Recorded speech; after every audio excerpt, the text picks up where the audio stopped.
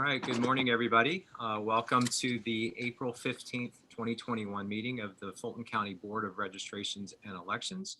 I am the chair, Alex Wan. I'm joined by my colleagues, Madam Vice Chair Vernetta Keith-Nureddin, Mr. Mark Wingate, and Dr. Kathleen Ruth. I understand that Mr. Johnson should be joining us shortly. With that, we constitute a quorum, and this meeting is officially called to order.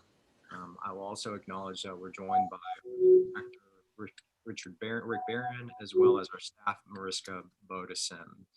I should also say that this meeting is teleconference meeting is authorized pursuant to section 50-14-1G of the official code of Georgia because of the public health state of emergency declared by Governor Kemp on March 14th, 2020, and renewed most recently on March 31st, 2021.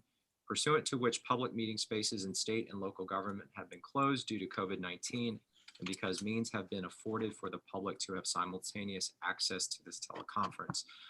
I do want to ask staff on that particular note, the new extension has been relaxed somewhat and expires on April 30th. So I trust that y'all will let us know if that impacts our May meeting, if it will continue to be virtual, or if if at any point we'll be returning to in-person meetings. We are also now joined by our colleague, Mr. Aaron Johnson. With that, the first item on the agenda is approval of the agenda. Colleagues, are there any changes or additions or edits to the agenda as presented? If not, is there a motion to approve? So move, Mr. Chair. All right, motion by Madam Vice Chair. Is there a second? Second. Was that Dr. Ruth? Thank you. Yes. So it's been motioned and properly seconded. All those in favor, please say aye. Aye. Any opposed?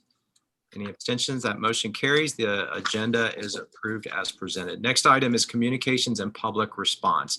I'll remind everyone that the speaker shall refrain from abusive, profane, or derogatory language and shall not be allowed to speak for more than 2 minutes. Ms. Bodison, if you will call off the names of folks who wanted to speak, please.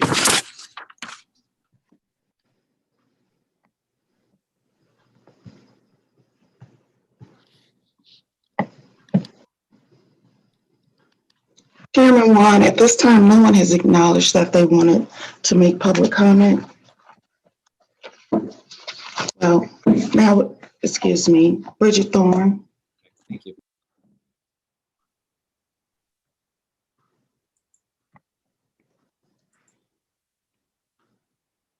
Ms. Thorne. Hi, BRE members. This is Bridget Thorne. I just wanted to say that the people who are claiming that SB 202 is voter suppression are the same people who are saying long lines are voter suppression.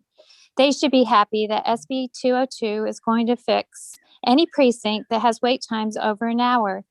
They shouldn't dehydrate in that time either. Also, SB 202 is going to grant the State Board of Elections the right to replace inept officials, election officials. So Richard Barron, who creates our long lines, will finally be gone. But are these the same people that want to keep Richard Barron? I just don't understand.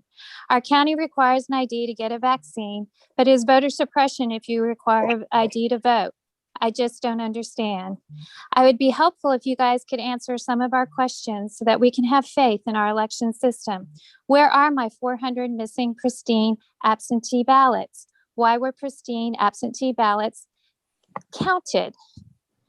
We just need to know some of these answers. Why are 950 military ballots batch 100% Biden ballots? There's just too many things that are suspicious in our election, and we hope that you will let us see the ballots and examine them and see so we can have faith in our election system. Thank you. Thank you, Ms. Thorne. Ms. Bodison, is there anyone else? Not at this time. Okay, thank you very much. That concludes that section, communications and public response. We'll now move into old business, approval of minutes. The first item is what that was tabled from last session, the executive session meeting from February 11th. Excuse me, Chairman Wan. Yes, ma'am. The hand raised as we were concluding public comments. Okay, please acknowledge that speaker and let's hear from them. Mr. Ben Howard, Okay, thank you. Mr. Howard. Thank you. Sorry, I apologize for my belatedness. Greetings, members and staff of the Board of Registration and Elections, and special greetings to you citizens who have tuned in. Ben Howard, Senior Advocate, Public Policy Analyst. Hey, we don't have any go cups, but. My comments relate to your agenda, your bylaws, and your motto. Please consult with your parliamentarian about the difference between old business and unfinished business. For the sake of full transparency, item 7 on your agenda should be expanded rather than compressed. A descriptor for each amendment ought to be published so the public will know what the intent is for each of those proposed amendments. Further, a link to the bylaws of the Board of Registration and Elections ought to be housed on the BRE website, as does the Fulton County Commission on Elder Affairs. Regarding the motto, a motto has been defined as the general motivation or intention of an individual, family, social group, or organization. You say, because we care, we serve. I've come to ask that you become motivated enough and caring enough to go out into the community, virtually these days, and share with the community as much information as you can about what goes on with elections and voting and related matters in Fulton County, as does board member Aaron Johnson.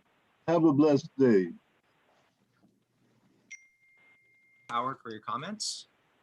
Ms. Bodison, are there any others? yes, Marilyn Marks,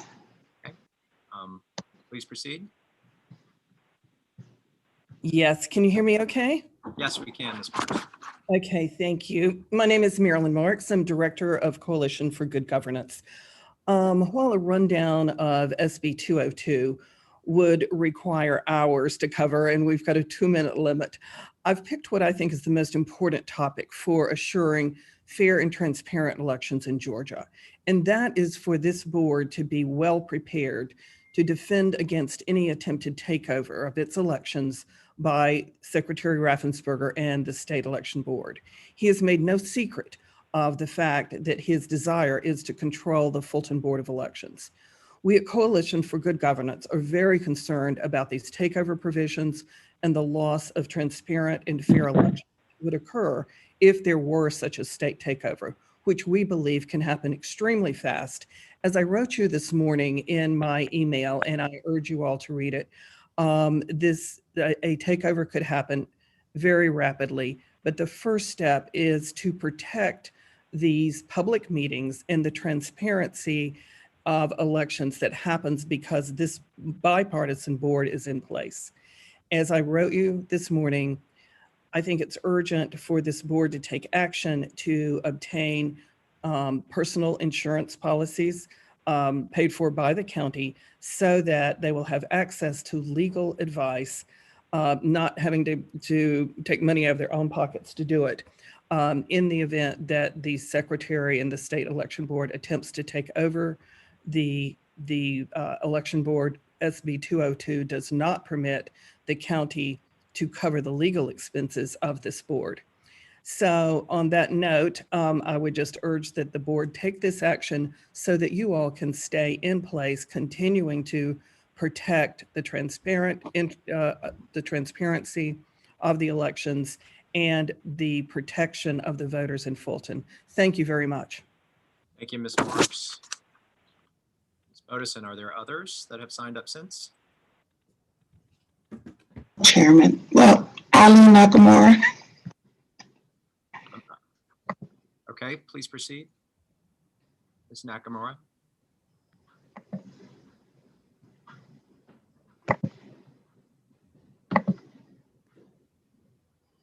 Ms. Nakamura, are you? Hi, can you hear me? Yes, we can hear you now. Thank you. Okay, sorry, I'm having trouble finding my document.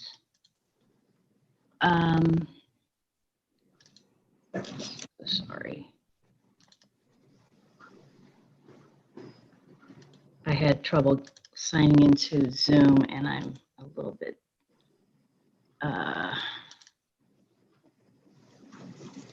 I'm just going to have to go off the cuff. My comments were that I had two comments. One is that I really would like for the board to vote to get insurance today. As an election integrity advocate, I have been watching Fulton as a resident for many years, and I know that it's not a question of if, but a question of when the state will be wanting to take over the BRE. And so I ask that you get representation for yourselves so that you will have the legal counsel at the right time. It terrifies me as a Fulton resident that someone can come in and run elections and we will not be represented by the five of you. So please, I think this is of utmost importance. And the second part that also has to do a lot with the takeover aspect of SB 202 is that I would very much like to have you include in the bylaws as you are revising them that you make it a requirement that before each BRE meeting, just as you BRE members receive the packet of information that you use for each meeting, that packet also be posted online so that the public can also see and go along and understand what it is that you are talking about. It's been a lot easier during COVID, I have to say, because virtually we have been able to see things on the screen. But back in the days when we were doing the Fulton BRE meetings in person, I remember every meeting when you were discussing reports and polling place changes and budgets and things of a lot of importance where we as the public have no idea what you're talking about because we can't see the packet that you have in front of you. So I ask that you please do that. Thank you so much. Thank you, Ms. Nakamura. Comments are noted. Ms. Modison, are there any others? That would conclude public comments. Okay. All right. Thank you very much. Then we will proceed on to old business. Again, the first item is approval of minutes. The first one being the executive session that was held on February 11th, 2021. That was tabled. Approval was tabled at the last meeting to give board members a chance to review those. I trust everyone has had a chance to do that. Are there any comments or is there a motion to approve them as they are presented?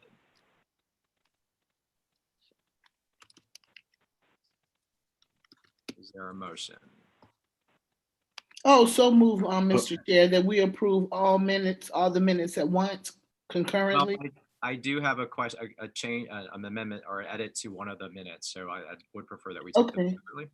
So there's a motion from Madam Vice Chair to approve the executive session meeting. For just the ones that you don't have questions about. Okay. Hang on a second. I just want to look and. Or we could take them individually. Well, I wanted to see if my question. Yeah, we're okay with I'm okay with taking the February 11th and then the regular meeting March 11th as well. So if are there any objections to that motion? Is there a second, first of all, to Ms. Nurden's? Second. A second motion. All right, seconded by Mr. Johnson. There's no further discussion. All in favor, please say aye or raise your hand. Aye. Any opposed? Any abstentions? That motion carries unanimously. That takes us to the special call meeting on March 30th. The minutes state that we moved into executive session for personnel matters, and it was actually for litigation matters, not personnel. So I'll move to amend the minutes to reflect that it was on litigation and not personnel. For which meeting? This was the March 30th special call. Remember, we convened and then went into the meeting with opposing counsel. All right, there's a second from Ms. Nurden. On the motion to amend, all those in favor say aye or raise your hand. Aye. Aye. Opposed? Any abstention? That motion carries. The minutes are amended. And then I'll go ahead and put forward a motion to approve the minutes as amended for March 30th. Is there a second? Second. Seconded by Mr. Johnson. All in favor, please say aye or raise your hand. Aye. Aye. Any opposed? Any abstentions? All right, that motion carries, and that takes care of approval of minutes. Next item on the agenda is monthly operations report for March 2021. Mr. Barron, I hand it over to you and your team. Okay, good morning. Good morning. Begin with the Elections Division report. With the changes due to State Bill 202 and a possible countywide election, we are revising advanced voting locations. There should be a T-SPLOS that will be called for the November election, which will make it a countywide election. One of the other things that we're going to have to do, since the city of Atlanta requires that all the polling places stay open until 8 p.m., if we have a countywide election, we are going to have to ask a court to order all polling places in Fulton County to remain open until 8 p.m. for that November election, in order to avoid having City of Atlanta residents having an extra hour to vote on that T-SPLOS. Also, the municipalities were given their estimated pro rata share of election costs based on a 2019 resolution approved by the BOC that charges cities $2.96 per registered voter for the municipal general if Fulton County holds a simultaneous countywide election. The rate for the runoff is $2.46 per registered voter. We are going to go back to the BOC at some point in the near future to revise those rates. The election costs, as we have seen, as we saw in 2020, have gone up, and the projected costs for next year are considerably more. So we see that the municipalities' share is probably too low at these current rates.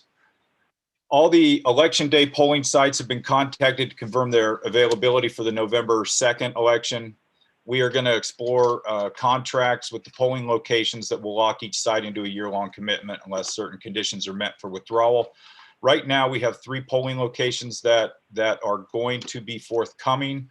We have 08J church location is going to have to be proposed, 6N, 6Q, 7H. They're currently searching for alternate sites. And then 2F1 and 2, a church location is going to be proposed. We're also going to bring more changes, more additions to get all of our sites below 5,000 registered voters, and that should increase the number of polling locations for the November election up to approximately 271 election day locations. We are also making changes. And I had staff add in impact of Senate Bill 202 in the operations report. But what I'd like to do is wait for Jessica's report or her presentation later in the meeting to do questions for SB 202. She's got an in-depth, lengthy analysis that she's going to give on a later agenda item. And I think that's going to be very informative. We are going to increase the number of check-in locations that we have around the county. Right now, we're going to add Frederick Douglass High School, Holcomb Bridge Middle School, Liberty Point Elementary, Maynard Jackson High School will remain. North Springs United Methodist will be added. Paul D. West Middle School is going to remain a location, and then we'll add Vickery Mill Elementary. It is possible that we will add 1 or 2 more check-in locations, depending on how many polling locations we add in the future. Facility reservations for advanced voting are being placed right now, and we are working to ensure that all those locations are evenly distributed throughout the county, according to Commissioner District. We are going to coordinate with Dream to remove our 38 absentee ballot drop boxes. We have under SB 202, we can only have a maximum of 8 now, and those will have to be the ones that we will recommend to the board in the future. We're going to have to figure out where best to place those 8, and those will have to be located inside an election or an early voting polling location. We have a new hire at election officer. Johnny Harris is also an elections officer. We added that new position. Xavier Harris from the Secretary of State's office. He comes from the Center for Elections Systems at the Secretary of State's office. His first date of employment was March 31st, and he has been working under the guidance of Nadine Williams and working alongside Johnny. They are going to be making changes to poll worker training, and they've been given a list of tasks by Nadine and how they're going to be splitting the duties going forward. And they've been directed to research and reach out to local high schools and colleges regarding student poll worker programs. We are doing supply and equipment inventory that's being conducted both at the EPC and our other warehouse at the Hapeville Annex. And we have been working with the county's purchasing department to facilitate the purchase of an advanced inventory tracking system that meets our needs. With regard to the mobile voting units, in the future, we're going to use those for voter education, as they are prohibited now from being advanced voting sites under Senate Bill 202. One of the tasks we've been working on is an RFP for a business process review that's being written in partnership with Fulton County Purchasing Department. We expect the final language for the RFP to have a consultant come in and go through do a review of all of our procedures and chain of custody. That language should be ready by the end of next week. And once it is complete, we go out for bid. Once we complete the bid process and a vendor has been chosen, we will go to the Board of Commissioners to ask for approval on that. With regard to voter registration, we've received 26,084 applications this year, 8,146 for March. As you can see, historically, the number of registration applications has dropped significantly. And we still have 859,594 registered voters. 822,206 of those are active. 37,388 are inactive. We have asked the state, they are looking into why the number of voter registration applications have dropped so significantly. As you can see, in February of 2020, or the most similar year would be 2019. We had 21,441 in February of 2019. We only received 5,695 in February of 2021. And then in March, it was 23,952. And in March of this year, it was 8,146. So something has changed in the way the applications are coming to us, and we've made a couple inquiries with the state, and so far we haven't received an answer. And Ralph has confirmed that other counties have seen the same drops in the number of applications. We mailed 255 letters to suspected felons. If they do not respond, they'll be removed from the voting rolls. And what I want to do right now is recognize Pam Coleman. Her last day of employment with the department is tomorrow. She's moving on to a new position with a vendor. And so she's been with us a long time. She's very happy to have this new opportunity to move on, and we're all very happy for her.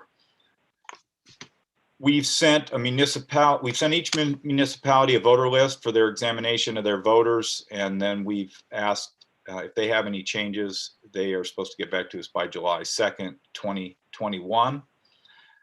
One thing Ralph had the staff do was do a street file audit of non-residential addresses or post office boxes. They found 1,280 of those. Those letters were sent out April 6th, 2021 to update their voter information. If we do not hear from those voters, a hearing will be scheduled May 13th, 2021 at 10 a.m. And at that time, the Board of Registration and Elections will have to make a determination on the status of each as a registered voter in Fulton County. With the Secretary of State's office and the University of Georgia researchers have been selected to conduct an absentee ballot signature match from the November general election. We have to submit 557 envelopes to the state by tomorrow, and those will be scanned and sent to the SOS for auditing purposes. There's possibility that there were double voters for the June 2020 primary and that runoff. We are having to do research for the state right now that is going to be made final by April 30th. That's our deadline. And we will, once we get the results of that, we'll let the board know, and we'll make a report of that for the May meeting. With regard to the administrative division, we've been working on paying out all of the outstanding invoices and tracking the expenditures for the 2020 election. The finance department, purchasing, strategy executive team, we've been reconciling all the 2020 election expenses. We've also, the Fulton County Audit Department is conducting an internal financial review of the board or the Department of Registration and Elections. And we've been providing them all the information on our election budgets, procurements, the grants, the contracts, and standard operating procedures. Brenda McLeod has been coordinating the responses for the department with regard to the audit of the department by the Fulton County auditors. We have the deputy director position is a newly funded position. That position was to close yesterday. I extended it for an additional week to give applicants the opportunity to apply for that position. We are also, of course, I mentioned the elections officer that we hired already. We have a voter education and outreach manager. It's a newly funded position that will be posted soon. And we have some other positions that we are going to go to with the Board of Commissioners to get approval on a financial manager position, in addition to another voter education position, an IT manager position, and to split the absentee division away from the registration department. And we'll have an absentee manager, an absentee supervisor, and absentee officer positions. And those will operate separately and report directly to the deputy director once that position is established or hired. And that is all I have for the operations report, so I can take any questions. Questions, Mr. Wingate? Yes. In SB 202, there's a provision in there that actually puts together a time period for all election election locations to be uniform, and that is 7 a.m. to 7 p.m. So I think we assume that will affect this notion of the city of Atlanta being open until 8 p.m. That is only for early voting. What they've done is made early voting hours have to be open a minimum of 9 to 5, and then they can be open a maximum of 7 to 7. There's a provision in the law that allows for the city of Atlanta, when it is any city over 300,000 that is holding an election, on election day, it is open from 7 a.m. to 8 p.m. Okay, all right. So that's why we need to go. We've done this one other time where we had to ask a judge to keep all the polling sites open until 8. We have a countywide. Okay, and also in T-Spot, that doesn't include the city of Atlanta, correct? My understanding is that it's going to be a countywide election. I haven't seen the language for it yet. And so it hasn't been called. Okay,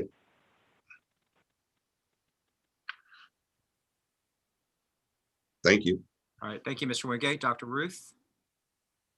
Yes, Rick, thank you for your report. And I'm happy to hear about the RFP bringing in a consultant to review internal protocols. Can you tell us the length of time for that consultant? What's the timeline for their assessment? And I would also love to be able to see the RFP.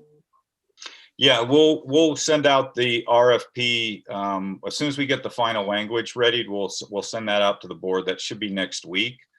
And we're proposing that it be done in phases, several phases, and probably run through the end of February, for some phases to be completed before the November election and some to make sure that everything is in place for the May 2022 general primary.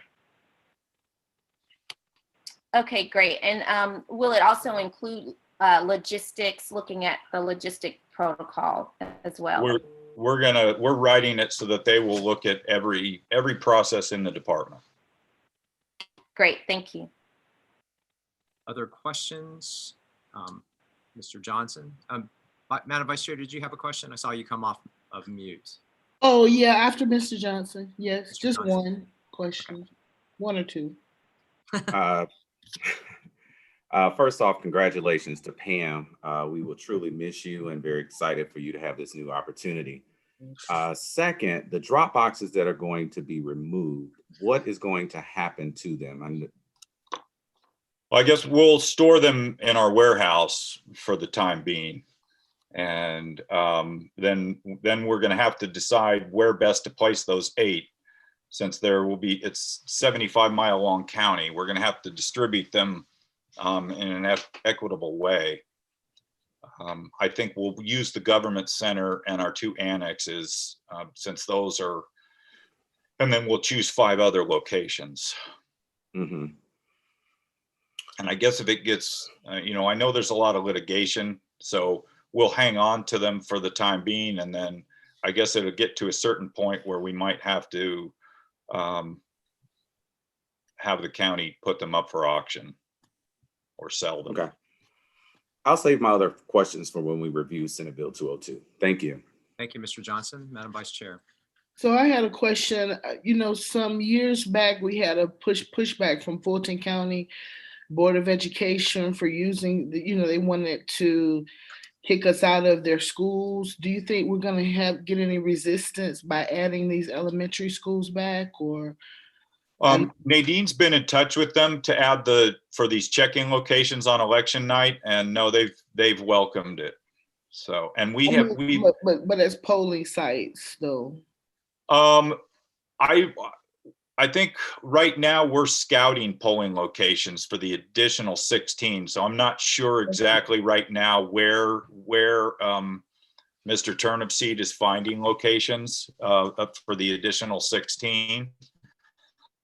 But we have a contractual agreement with the boards of education to have security at those sites. And so we'll continue to do that. And also, you said something about the drop boxes can only be inside the polls now. Yes. And I wondered that if you were going to consult with the Board of Registration and Elections prior to deciding where you're going to put those polls, or yes, what's going to happen with that process. And you may not know this, Rick, because we're kind of like just in uncharted territory. But what if the BOC disagrees with our recommendation for polls? You think that's a legal question, or? Well, the board of registration and elections has the authority over the polls. And then with regard to what we'll try to do with regard to where we're going to put the 8 drop boxes is we plan to bring those recommendations to the BRE in order to have the board approve the locations, because I think when you go right now, when we've had 38, I think it was 90% of the voters were within 3 miles of a drop box. Decreasing that to 8 over a 75-mile long county it's gonna be tricky where we place those, and they're only going to be accessible during early voting hours. So we've got to find the right places for them. So we'll probably consult with stakeholder groups in the community before, and then we'll bring those recommendations to the board to approve. But each Probably commission, give some different options. each commission district, though, at a minimum would have a drop box. Yes, yes. And I do appreciate all the work your team, has done. And I wanted to say congratulations to Xavier and to Johnny, as well as to Pam, and all those that are moving up or getting a different position. So I was just really wondering about the municipal costs for the absentee ballots. Did you say you were going to meet with all the municipalities, or? We have had one with regard to the municipal election. Is that? Yes. Yes, we had, we've sent them out 3 information packets already. And Nadine can give you the details, but we have done survey. We've asked them what positions they have up, if they have any ballot language. We've also given them timelines. We've given them the cost of what the election would be. So we communicate with the city clerks, who then take that information to their council member, their councils and mayor. And we will, then we're gonna have to communicate with them also if this T-Splosh does happen, on whether we're gonna have to stay open until 8 p.m. Okay, so once we get that language, we will know if City of Atlanta is involved, and then we'll be able to determine from there the rest, right? Yes. Thank you. I have a couple of questions. The first one has to do with the possible double voters. Those numbers. Yes. I don't have a point of reference as to whether those are higher or in line with normal elections. I'm assuming they're higher. I think they're actually much higher, and I think a lot of it has to do with the fact that there were so many people that voted by mail. I think there was some confusion with voters. These could be clerical errors. So Ralph's team right now is researching all of those. Okay. And you said that you have to respond to the Secretary of State's office by the 30th. Yes. Ask that the board members be copied on that response, so that we're kept abreast as to what the dispositions of each one of those categories is, please. Yes, we'll do that. Second question I had is regard to, you referenced that there will be the 2021 audit, and I in the report, I'm curious as to what the time frame on that is, when we think the report, the actual findings in the report will be available and presented to us, the Board of Commissioners. Let me direct that. Brenda, have they given you an end date for the audit? No, they have not. Okay. So right now they're just gathering information on that, but they haven't. But that's all we know. Is that correct? Yes. Okay. Madam Chair, Vice Chair, did you have a question on that? Just one more on the double voting. Yep. You said that it was higher than. I just wanted you to elaborate on where you were saying when Chairman Nguyen asked you about double voting. You said it was higher than something. So if you could elaborate. Well, I think it's higher than normal, because I don't remember seeing, since I've been here, I don't remember seeing any sort of report that's come to the department before along these lines. So are you saying double voting is normal? No, I think the normal, if they're reported to us, I mean, if numbers are reported to us, we've never seen numbers come to us from the Secretary of State on double voting before. So, and his question was, he wanted a frame of reference as to whether this was consistent with the past, or if it's abnormal, and I would say this is abnormal. My final question has to do with, you mentioned a number of changes that you are planning on for the absentee ballot part of your operations, including having to post a position and getting Board of Commissioners approval on all those different pieces that they have authority over.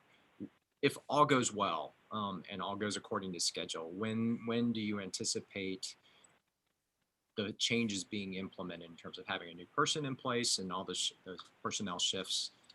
Is that a 3-month or 6-month process? I just don't know. I would say it's probably at this point, because the PDQs have all been completed and submitted to Human Resources, that I would say it'd be closer to a 3-month process. They approved in November of 2019, they approved 13 new positions for us, and we were, once the BOC approved that, we were able to hire post and hire all those positions within 6 weeks. Okay, good. All right. But that, so I think once we can, if we secure BOC approval, I think it'll go quickly. The staff's really good about getting through the list of qualified candidates and getting interviews scheduled and getting that process done quickly. Okay, thanks. I want to acknowledge there's a lot of interest around and attention around this particular piece of the changes that the board is looking toward making sure it happens. So yeah, those are the only questions I had. Did you have other staff members or other pieces of your monthly report that needed to come forward? No, not unless if Nadine or Ralph have anything to add, they can speak up, but I think I've probably covered it, but they're welcome to, or Brenda as well. The only comment I have is that regarding the new polling sites, Ms. Nuridan made a comment in regards to the schools. We are working with the schools. If we do use schools, we're working with the schools to make the voting day a teacher's work day, but we're avoiding schools as much as possible. Excellent, thank you. All right, thank you, Ms. Williams, for that clarification. Anything else under the monthly report, operations report? I have no more. Okay, board members? Okay, well then we'll press on. The next item is the post-election assessment update. Mr. Barron. Yes, we have. Can we get that? Do you have that slide of the progress?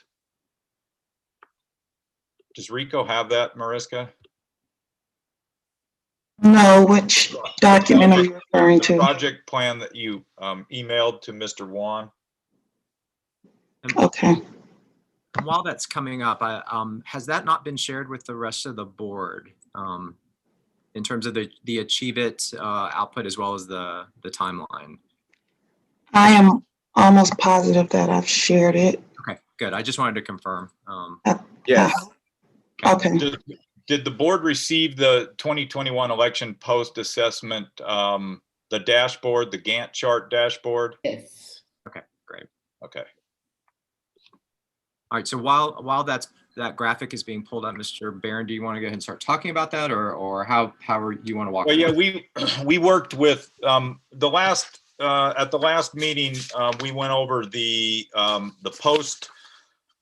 post-election assessment and plan going forward that we've developed with the county manager's executive team over the last since last summer.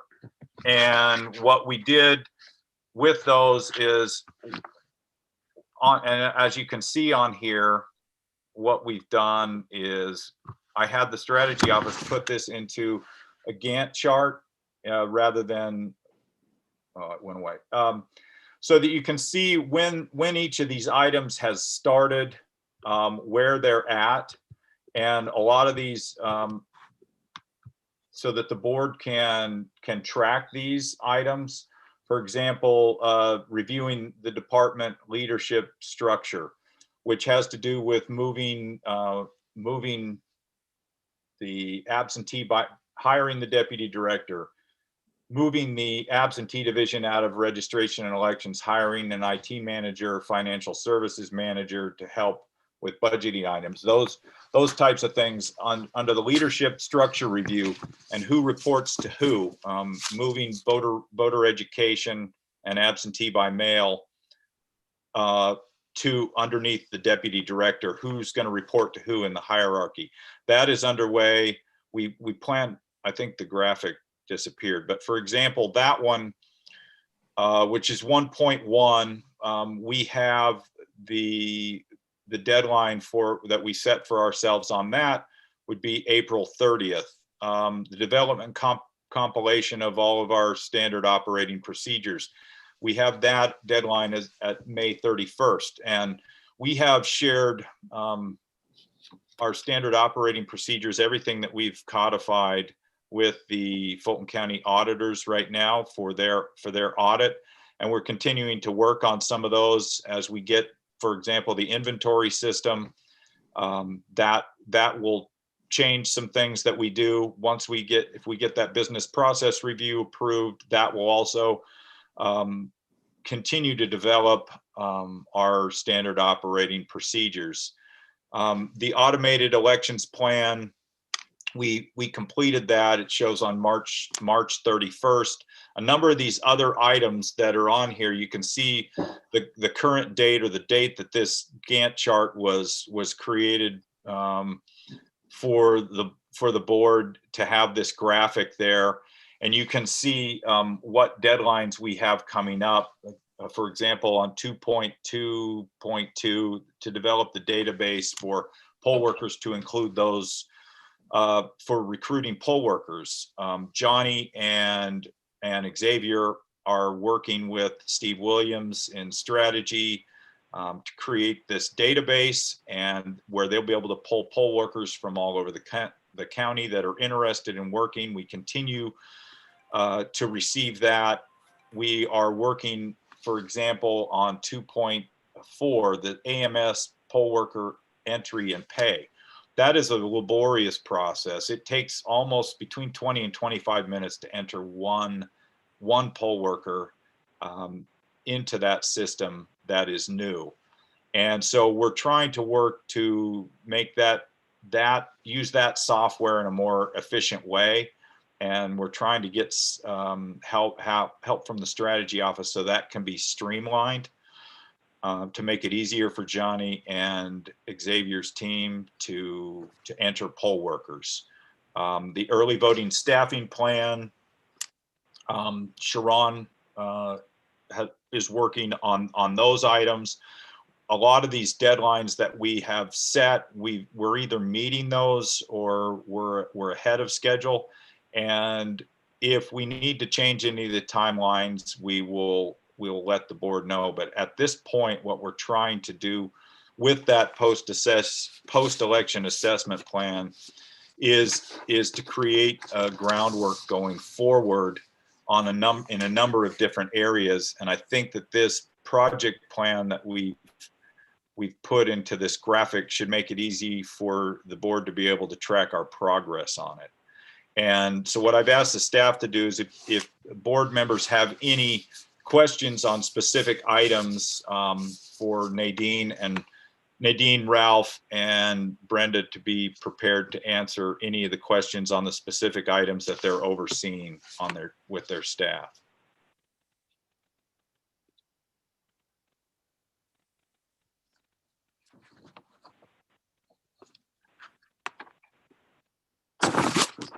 How do we know clearly then whom has that responsibility by these listed activities?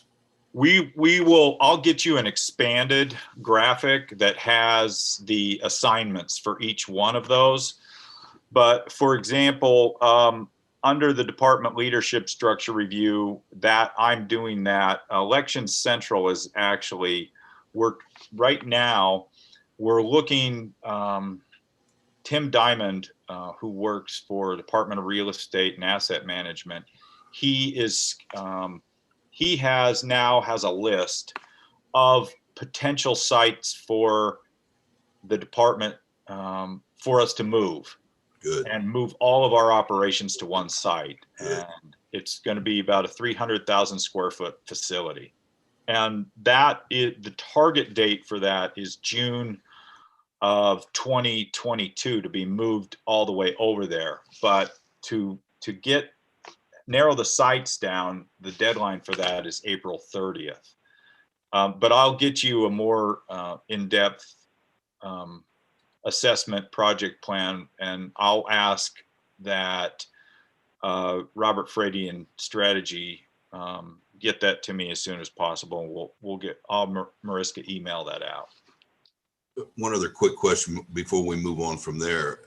Is there any individual or body that has the responsibility to verify the completion of these activities as so described here?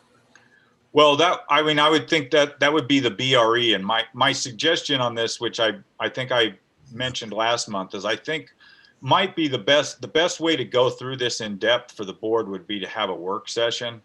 And that way you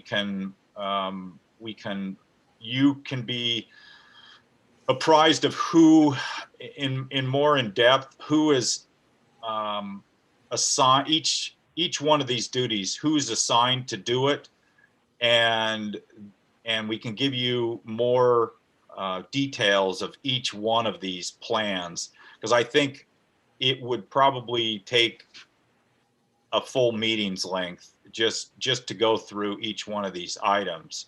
And so I think that might be the best way to go, is to schedule a work session for the board and key staff to go through this.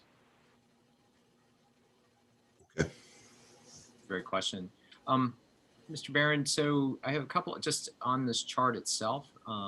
The lines that have no bars on them, so for example, 2.3, 2.6, and 2.7, the reason for that? Well, provide the ballot security transport, for example, on 2.6, 2.7, which is to document absentee ballot and signature verification process, that has been impacted by Senate Bill 202. Okay. And also on 2.6, it's the same thing, because now our procedures are going to have to completely be rewritten for these two items, as the signature verification process has essentially been eliminated, and it's going to be a different process. The ballot security transport, the procedures are going to change on that, and the implementation of Poll Worker University for election day, that right now is on hold. And now that we have Nadine, Johnny, and Sharon and Xavier all working on that, we will put a date on that here in the near future, and then get started on it. Okay, so I'm assuming that like by the May meeting or by the work session, if that happens beforehand, at least those pieces, now that we have more clarity around staffing as well as the elections law, we'll be able to fill in those blanks, right? And then yes. Under item 2, operational activities, the fact that it extends all the way to December 31st, but none of its subtasks extends out that far is for what reason? Well, I think part of that is going to be that we are going to be for example, which item, there's an item in here that has to do with our, I think with the business process review, that actually isn't in here, but that is going to be going on through the end of the year. Okay. And some of those operational activities as well are just our normal everyday tasks through the end of the year. So I think what he represented that by saying that this is through the fiscal year, and that we may be making changes as the year goes on in some of these items. Okay. Well, I really like this a lot. It's a really easily digestible way of saying what the tasks are, projects are, if we're on track or not. And I would suggest, in addition to a potential work session, is that we just incorporate this into your monthly report. And so, Okay. we'll see that dashed line moving down the path with each subsequent board meeting, and we can see the ones where if the deadlines are missed or not, or if they start flipping to off track, we'll be aware of it as part of your monthly report out. Certainly. Okay. Other questions from board members on? Yeah, let me comment just to your comment, Chairman Wan, Yes, that what this Gantt chart represents is an itemized listing of those activities with an end date that is proposed. It is not a tracking type of instrument. So what is the proposal as you have laid out to, in fact, then verify the tracking of progress to each of these activities? Yeah, I think that goes back to the suggestion of the work session. I think if we can take a deeper dive into exactly what each one of these components are, and then I think at that point we can kind of discuss, I liked your question about verification of completion. Just because it's presented to us in one pretty chart doesn't necessarily mean it's done. So I think that's something that we can, once we get and be able to start dissecting this in more detail, let's figure out what those checkpoints and monitoring pieces are. Okay. Other questions or comments on this? But I just feel like this is a good kind of public transparency type thing as well, and that the things that were laid out, that it is in fact something that we are trying to follow, either this way or kind of cursory or in depth somehow, if we determine what that looks like. Okay, if there are no other questions on this, Mr. Barry, there is one thing I wanted to follow up on, and again, I apologize if this has been sent out and this is in my inbox. Following up from the last meeting, I don't know why this pops up in my head, the survey, the customer satisfaction survey information that someone, we were asking for a little more detail and background on. Yeah, there's, I've got, so for that customer satisfaction survey, there were 4,803 voters that were surveyed.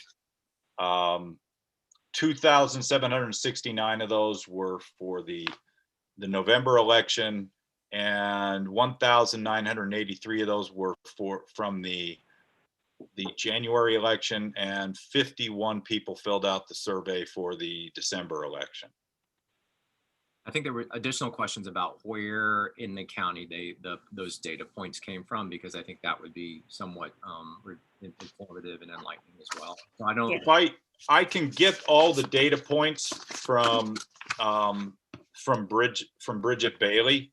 I think that if you want, we can get all of the surveys in detail if you'd like to see them, and then I believe that the locations of those will be stamped on there because they were taken from the tablets that were assigned to those locations. Mm-hmm.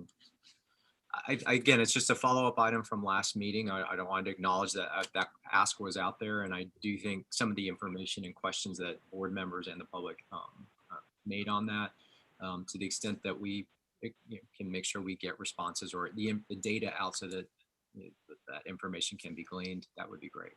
Okay. Okay, other questions? Yes, please. Yes, just a follow up, and thank you for that, Mr. Chairman, for bringing that up. I think it's really important if we have a overview, I mean, not just submitting numbers, but a real overview of the assessment. Is really important with those demographic, that demographic information would be really helpful. I did want to mention with the dashboard, I don't see any comments around training. That's in the poll at all. worker. And is there that's part of the implementation of the Poll Worker University, which is the item that doesn't have a deadline on it right now. But Nadine has given Xavier and Johnny and Sharon direction on what to do with regard to developing the poll worker training plan going forward. And she's on here so she can give you the details on that. But that is going to be something that we will add to this, and that's item 2.3 on there. Right, we conducted a roundtable with the poll managers and have received all of their input to what they want, what they need, and what we need to revamp in training.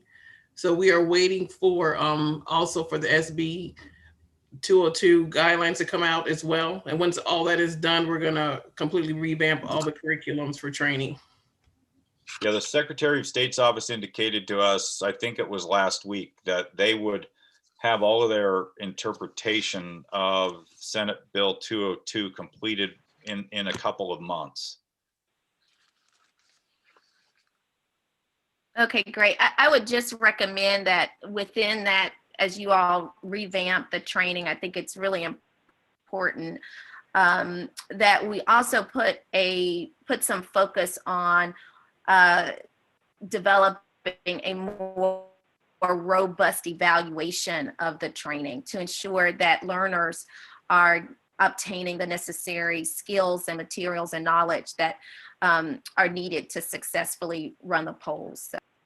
Yeah, I think that going forward too, we're going to be demanding more of the poll workers because of some of the provisions in SB 202. And so it's going to be important for us. We're going to have to lengthen some training. So we're going to be going to the commissioners to increase poll worker pay and to increase poll worker, the stipend for poll worker training. Because I think especially with the poll managers, there's going to be more demands upon them than ever before because of some of the deadlines that are in SB 202. And so it's going to be important for us to make sure that we compensate poll workers for the increased training that they're going to have to undergo. And I think the increased demands on their time. And in addition, one of the items is that we can now hire poll workers from adjacent counties.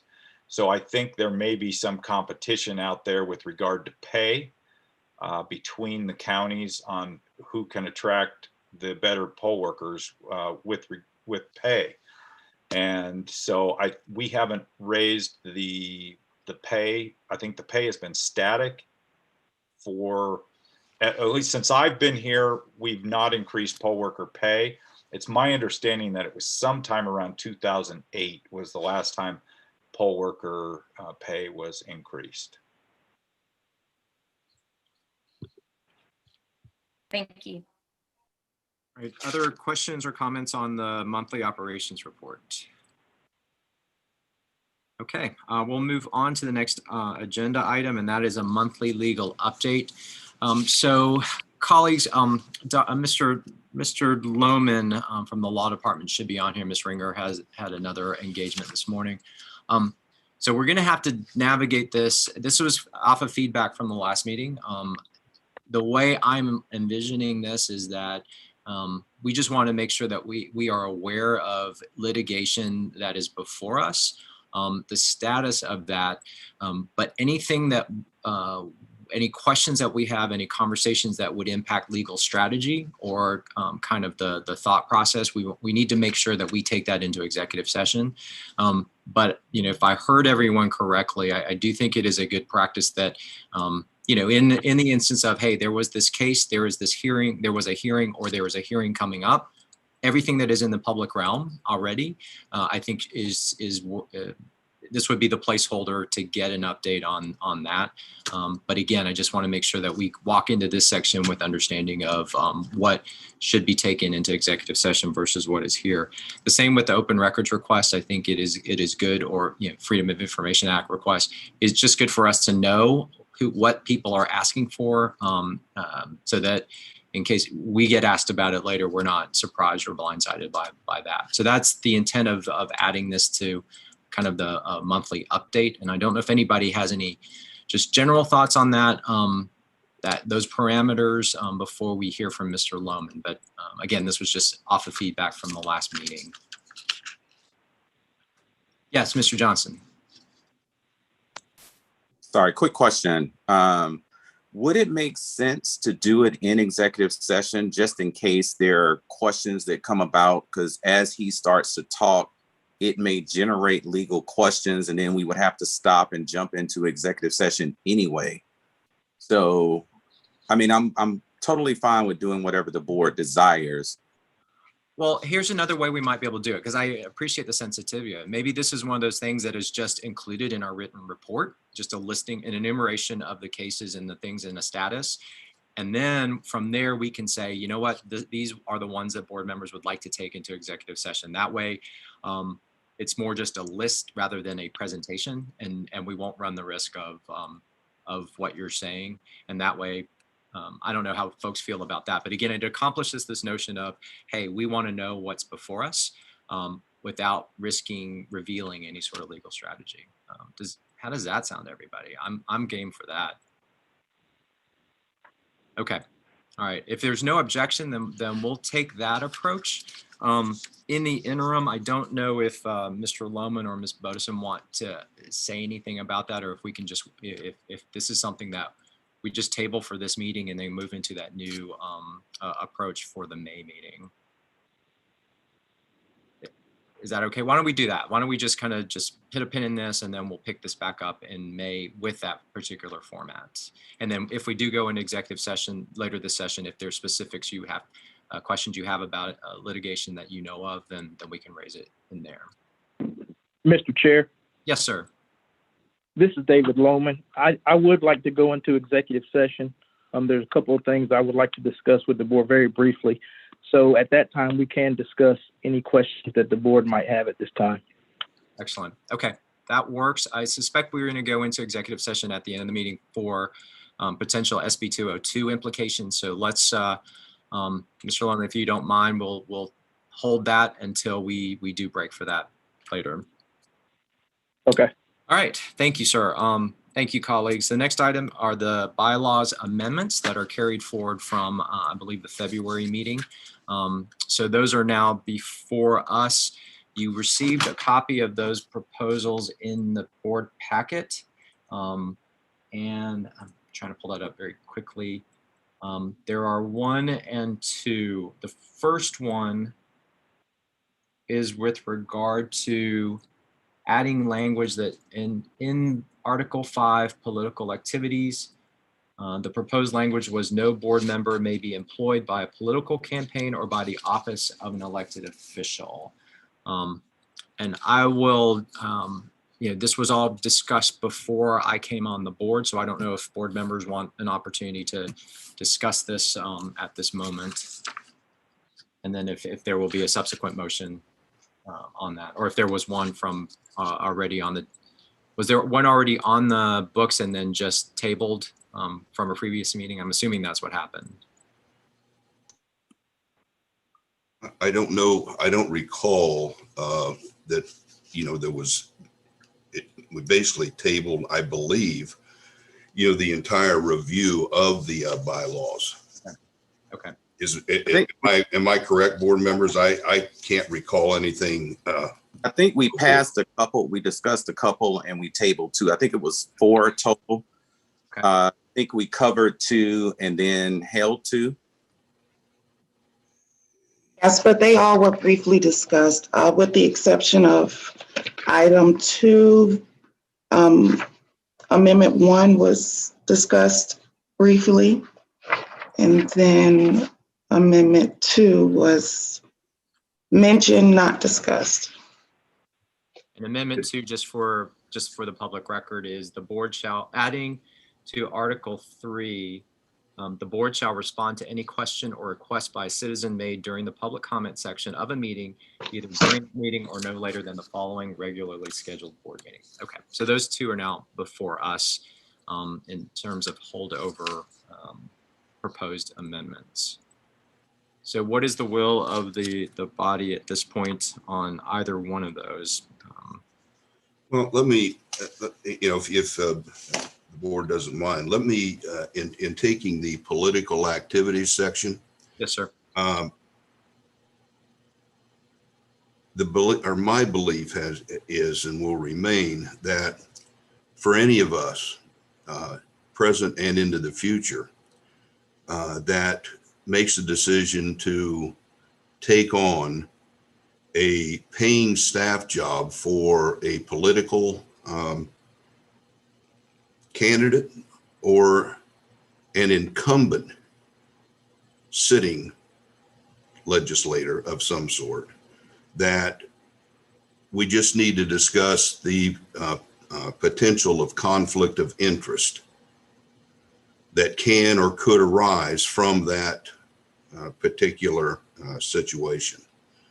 I will say clearly that if I were to ever, which I doubt that I will, ever to take a position along the lines of any of the numerous people I know that are holding political office, that if I was to be offered and accept a position on staff to be paid for that,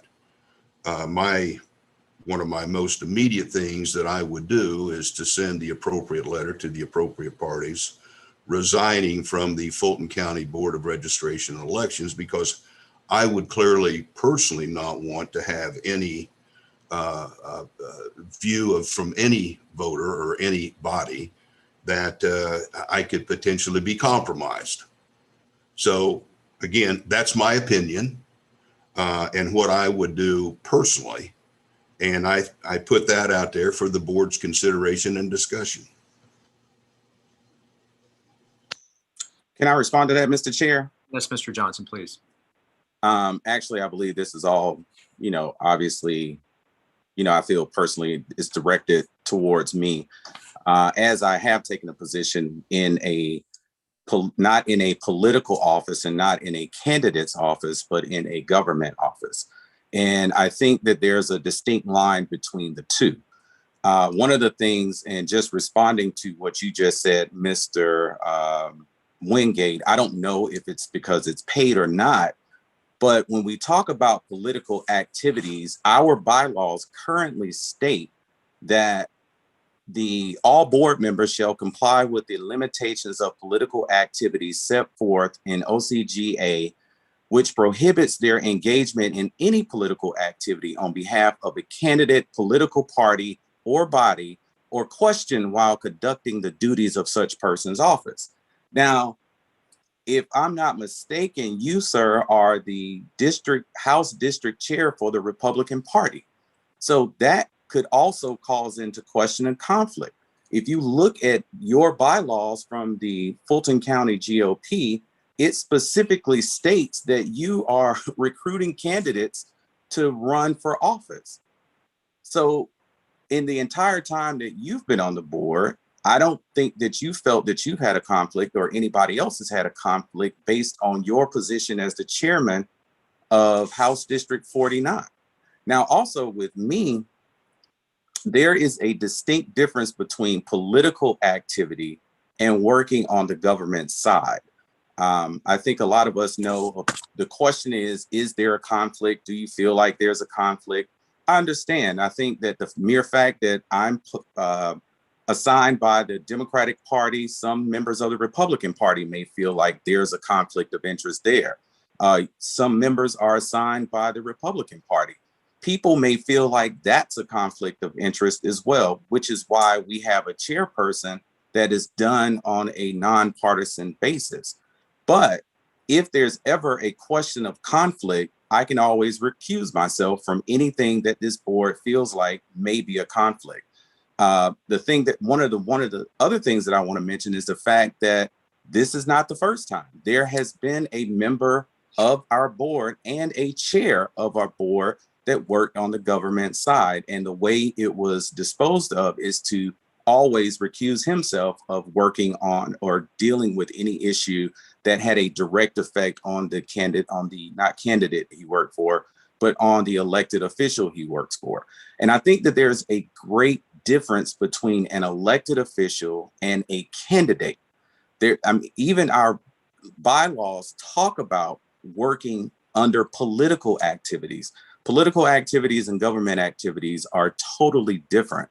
And I think some of us who've worked on the government side understand that there are policies set in place so that people who work for elected officials are not a part of their candidate side. and our bylaws state the same. And I do believe that over the time that we've been on the board, you and I have voted probably 95% of the time the same. And so my integrity and my conflicts have never come into question before. Now I understand that there's some question now, and that's fine. However, I still hold myself up to the same standards that I did before January. You and I have voted even since January, pretty much the same most of the time, even though a lot of our votes have been administrative votes. But even on issues, if you look back at my record on the entire time that I've been on this board, my vote has never been called into question. And I don't think that that will be the case anytime in the future. So I know there's probably already a determination as to what it would be, but I do think that you should also contemplate what exactly does that mean. So if a person who is on the board works at a company where the vice president is an elected official in Fulton County, does that count? If I work for an insurance company that an elected official is on the board, does that count? What count as working for an elected official? Because in your mind and in this thought process, is even though it's not what it says on paper, right now it just says working for an elected official. So I think there needs to be clarity. Honestly, I feel like that all I have to do is recuse myself from any vote that came down to one particular elected official. However, I think you need to look at the big picture and not just right now. Mr. Johnson, I appreciate your comments, and for a large part, I don't disagree with what you're saying. But let me, to your comments and for the record, my representation for nearly 30 years in the Fulton County Republican Party, covers many duties, and obviously, and I would hope to think that you would not disagree, that part of that is to render and gain support for whomever in Fulton County on the Republican side, is supported. Maybe you don't, but in a House district chair, which I occupied, which I no longer do for HD 49, those positions don't have any responsibility at all for recruiting candidates. The party officers, which includes the chair, the first vice chair, and down through the various vice chairs and others, they have responsibility as being elected by the party, the Fulton County Party itself, to manage whatever affairs of that, and also in conducting any financial considerations, not House district chairs. The House district chairs, as well as precinct chairs, are in place and frankly work not so well in a lot of cases, made so that there can be then localization of support. But all of the direction comes from the party officers. So I can assure you that in the time that I guess couple of years that I spent as an HD chair up here in 49, that's what we did. We gathered support with candidates who were in fact in running positions for whatever position. And there was never any payments or any type of any type of financial considerations for any of those people, as well as there is not even with the officers of these organizations, the Republican Party and the Democratic Party. I don't know about the Democratic Party, but no, none of these are paid positions. And again, I understand you believe that this was, that I personally was picking on you. Well, I hate that you have that notion.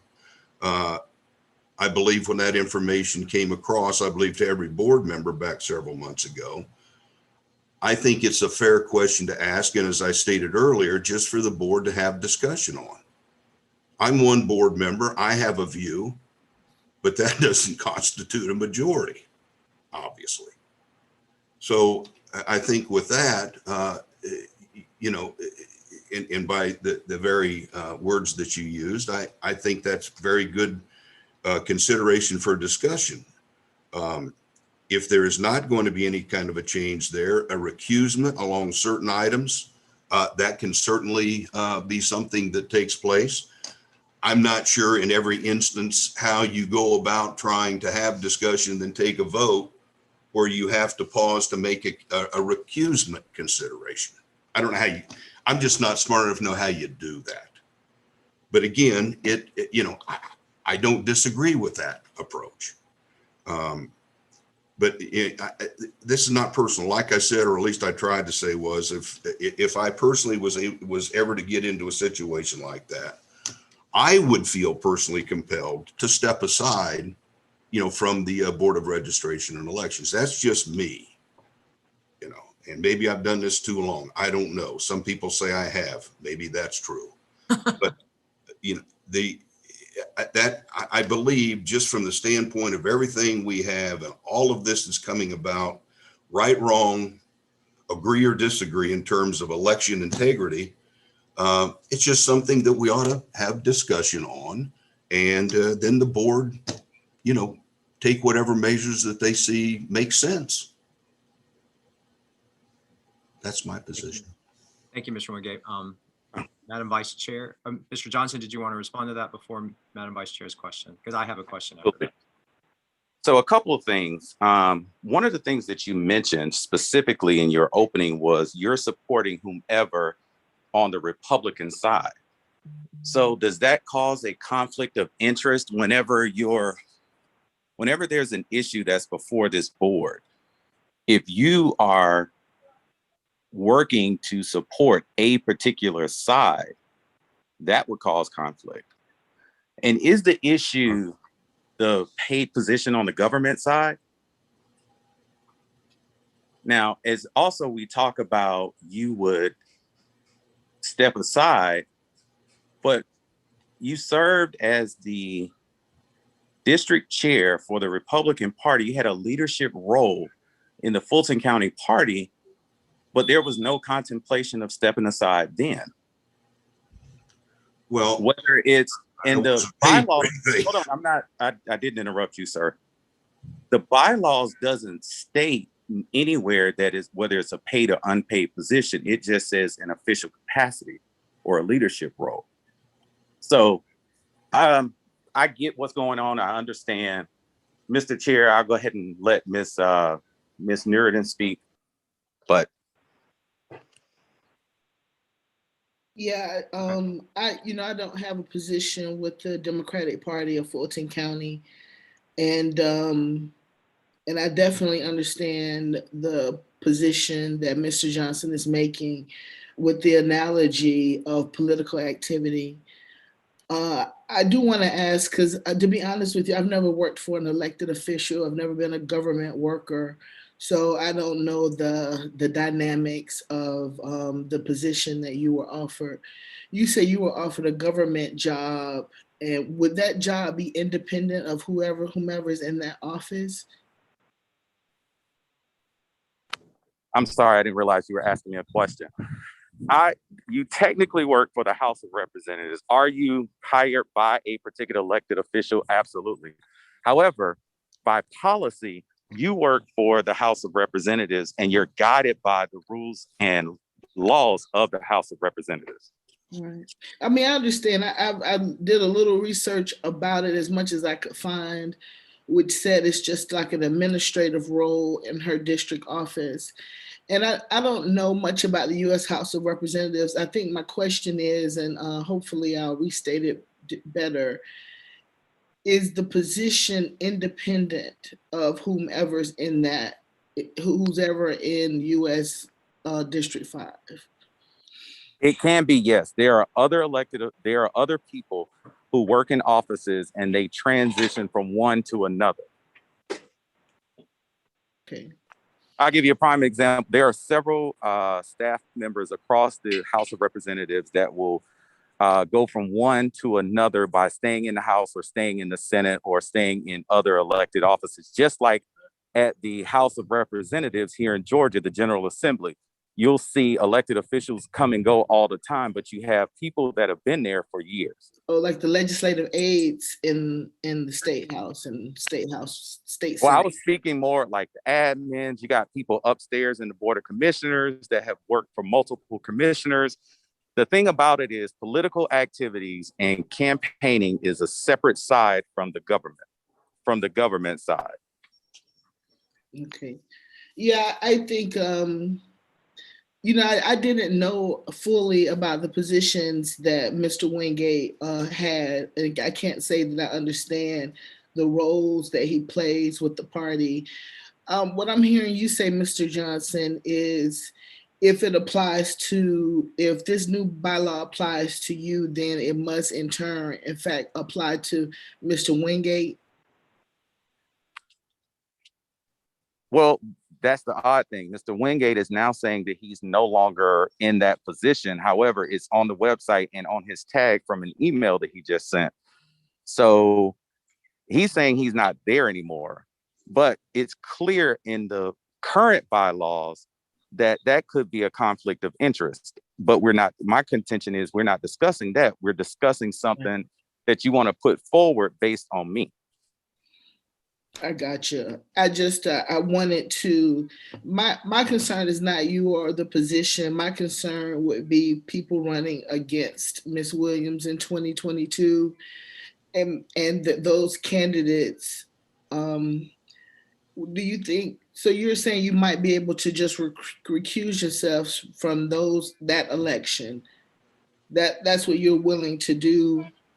I have no problem doing that. I'm not saying that I can't. I think I can. I absolutely can. If there's a conflict, just like with the state board, if you ever look during a state board meeting, you see members of the board recuse themselves all the time from particular issues that they may have a connection.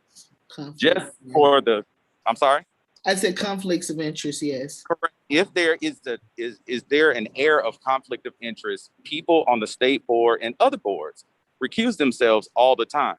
When the issue comes up, you just recuse yourself. It's not that complicated.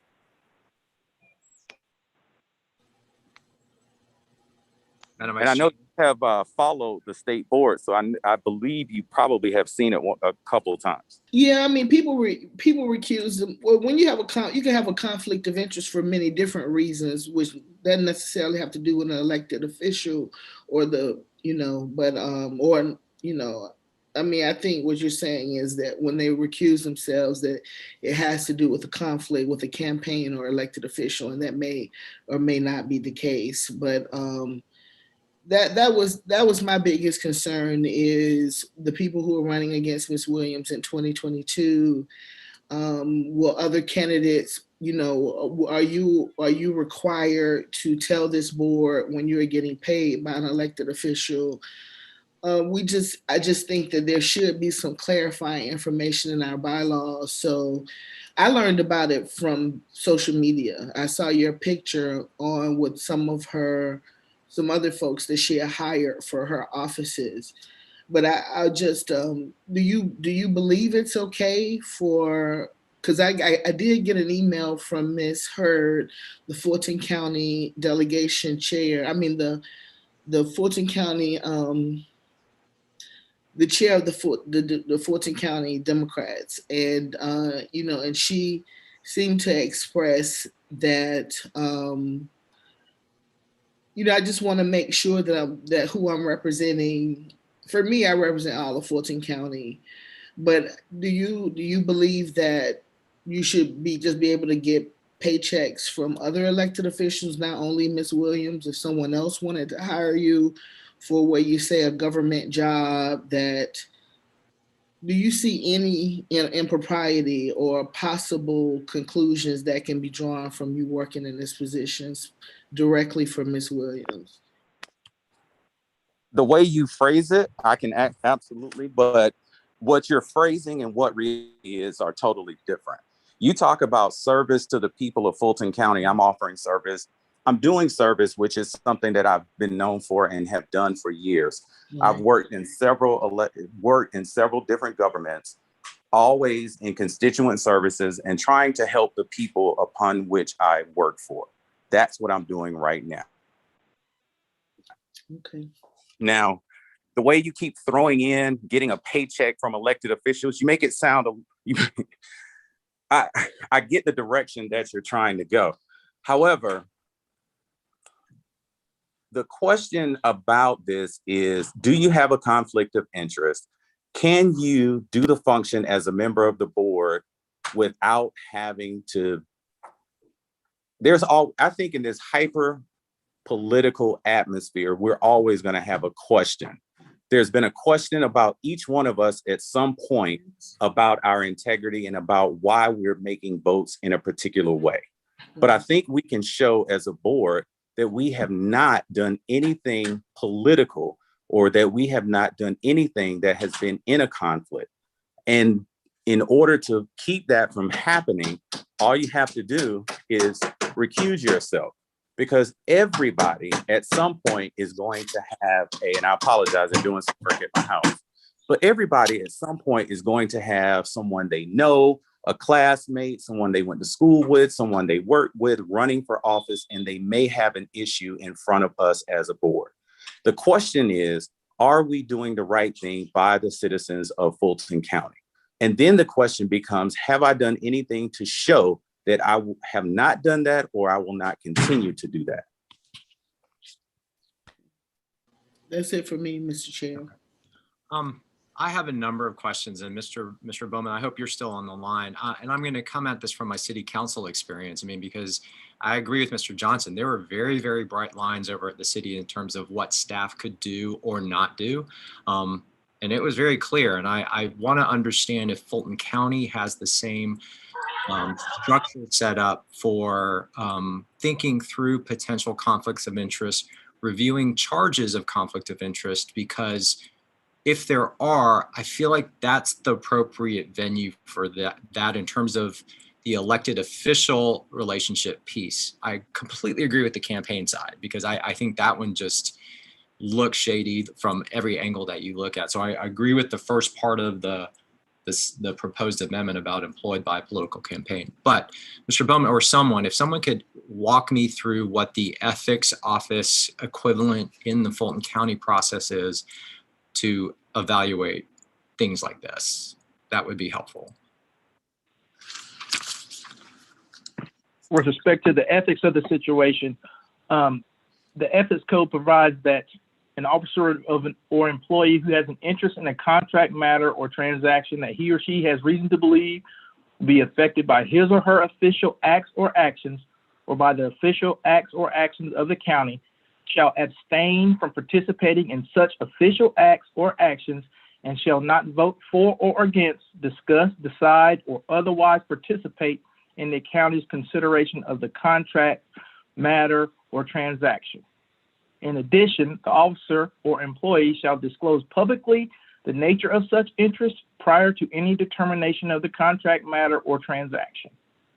And our office provided a opinion, and I don't know if this opinion was provided to this board separately, but provided an opinion to one of the board members, Board of Commissioners members, that in this matter, there did not appear to be any problem with Mr. Johnson or anybody else who works for an elected official in the capacity that he works for them in, to serve on this board, but to avoid the appearance of impropriety, a recusal of any matter that might affect directly or indirectly that official who employs the board member shall be undertaken. So at this time, there does not appear to be any prohibition against what Mr. Johnson or anyone else on this board is doing if they're working for an elected official, and it's not a political activity that is specifically prohibited. And there is a process by which, if there is an allegation, or if someone says, oh, Alex Wan took a vote and we think there was a conflict of interest, they can then file a formal charge that then gets investigated by the ethics office. Is that fair? That is correct. That is correct. Yeah. Yeah. And I mean, I remember specifically around the prohibitions with staff of mine working on a re-election campaign. I mean, it was very, very fundamentally bright in terms of this, where you could step and where you couldn't step. And that's kind of my North Star on this, is that I suspect that the House of Representatives has even, I understand has specific guidelines around that. If there is a annual filing process for us to disclose what our other relationships are that might create a conflict of interest, and there's a process by which the public can come forward and charge, I feel like that addresses this piece of it. Now, you're right, Mr. Wingate. I think if any of us at any point felt like, you know what, this is too much heat, or it in my opinion looks just, it's not a good look, and then yeah, I think we all have the option to make that determination for ourselves. I just am reluctant for the board to step into that in a way that makes us legal judges on what a true conflict of interest is, when there is already an infrastructure to do that on our behalf. So that's just kind of, again, drawing on my city council experience. I know exactly where Mr. Johnson is coming on this. Dr. Ruth, you had a comment? Yes, it's fairly brief, and I do also understand Mr. Johnson's take on this as a former federal employee for 14 years. We had to abide by the Hatch Act, which prevented us from engaging in political activities. I wonder if we should think about or consider adding another article to the bylaws that talks about conflicts of interest. And if Mr. Lohman could help us create that language, that might be really helpful to make, because we all, we're represented by our party, and so we all may sometimes enter into an activity or something that may seem a little bit gray. And so I think this would also help us to ensure that we are continually moving forward with integrity in our work on this board. So I would propose adding another article to our bylaws that addresses conflicts of. Okay. I've made a note of that. I think that's regardless of how this comes out, I think that's still a good best practice anyway. So I think that's a great suggestion. Other comments? Yes, also I would add that whatever that language is, for me, and I plan on just abstaining from any vote regarding this particular bylaw.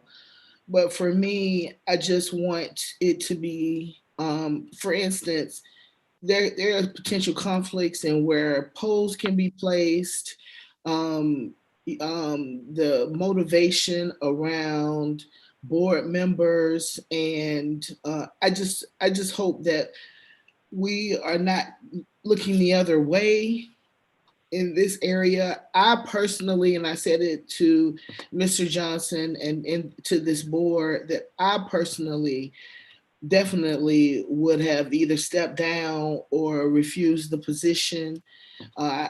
Neither was a choice for Mr. Johnson. I don't think that anyone on this board should receive a payroll check from an elected official.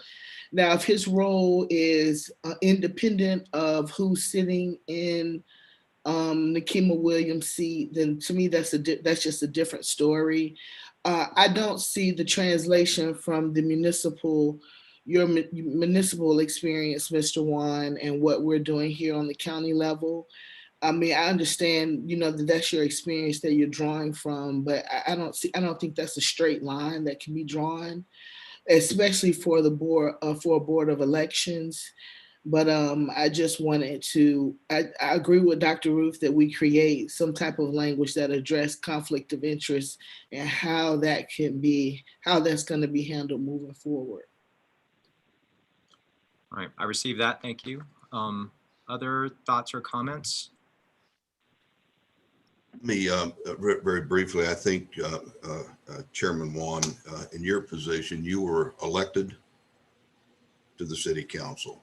I think that's a bit different than being appointed by the county political parties. Yeah, I think there's some delineation there clearly. To me, there is. Well, so let me, In terms of responsibilities. I wasn't talking about me. I was talking about my staff. I mean, in terms of what they could or couldn't do. It wasn't a line to me. It was more aligned to restrictions and limitations on employees or paid staff of the city or of my office. That was the logical thread I was trying to draw, not back to me. Okay, all right. Fine, for that clarification, that's fair enough. Just again, for clarification's sakes, I brought this to the attention of the former chair lady, Mary Carol Cooney. And quite frankly, and again, to reiterate, it was a question. You know, it wasn't me making a demand. It's just when you look at this, I think that as an appointed board for the county to represent all Fulton County voters, I think it's a fair question. And that was the reason I put it on the table, was just to ask the question. Now that Mr. Johnson wants to take this, that this was a personal attack on him, no. It just so happens the information that came, I believe, to all board members was that he was in that position with Ms. Williams in her U.S. congressional capacity. I will never, ever back down from the fact is that it is a pertinent question, you know, to have in front of this board.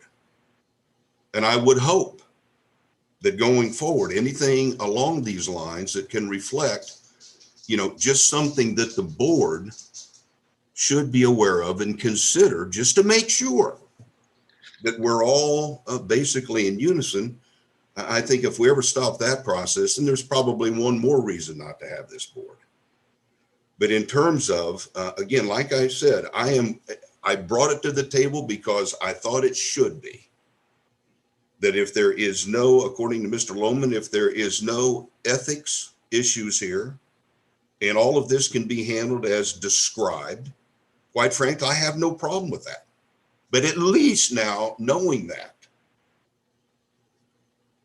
we know going forward, hopefully, that these kind of things, as they come about, needs to be addressed. That's my point. And I think to Ms. Nurden's, you know, we can just have and conclude the discussion. I would agree. I don't believe we need to go take some kind of a vote of this board to do that. I think we've had the discussion. What needed to come out, in my view, has come out. So I am fine and good to go. Yeah, I think it's a great conversation, especially if Dr. Ruth's suggestion of us adding more clarity around what constitutes a conflict of interest into our bylaws. I think that is a good byproduct and a productive byproduct of this discussion. So yeah, and some of that is already basically in the bylaws. If you want to craft that out to have, you know, an ethics section, yeah, maybe so. But there may be certain considerations that this discussion has brought up that aren't included in there that we need to think about. So I think there is this has been a productive conversation. I will say at this point though, if there is not a motion to take this amendment forward, then we will leave it on the table and move on to the next amendment. So I will open this up. That is there a board action requested at this time on this topic? Not I. Okay. All right, well, seeing none, Dr. Ruth, I will pick up with the law department in terms of the follow-up item that you suggested, and then we'll move on to the next amendment that was potentially before us, and that is regarding the response to questions on public comment. So I don't know if any board member wants to speak to the genesis of this and if there is a proposed action, but there is language before us that was crafted in by the previous chair.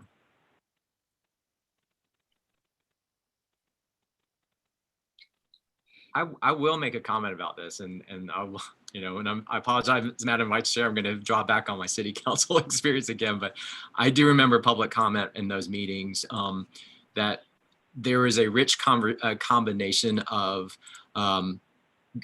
questions and then rhetorical questions, right? And so there would be kind of this process question in my mind is like, well, then how do you sift through those? How do you sift through the questions that makes that determination of which are legitimate questions and which ones are more just posed for to be provocative, and then how do you process those differently going forward? So I do chuckle at some of the execution wrinkles I see in this, but what I have been trying to do is log questions as we go, and then keep tabs of them and make sure that they get addressed or resolved, kind of like, you know, going back to Dr. Ruth's questions about the survey detail. So I wonder if that becomes more of a process and procedure thing that we do versus a specific bylaw mandate, because it does get a little tricky, as I'm sure, I know y'all know this based on the experiences that you had in these meetings from the last year. But I just thought I'd interject that. I don't know if the person who really was championing this concept would like to say anything or. That was Madam Chair. Oh, it was. Yes. Okay.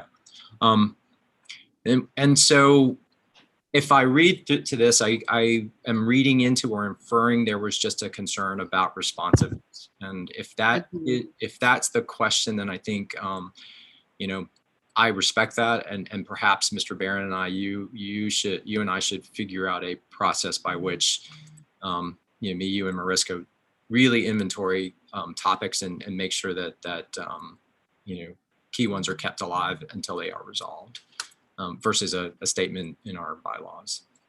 I welcome y'all's thoughts on that. Any feedback?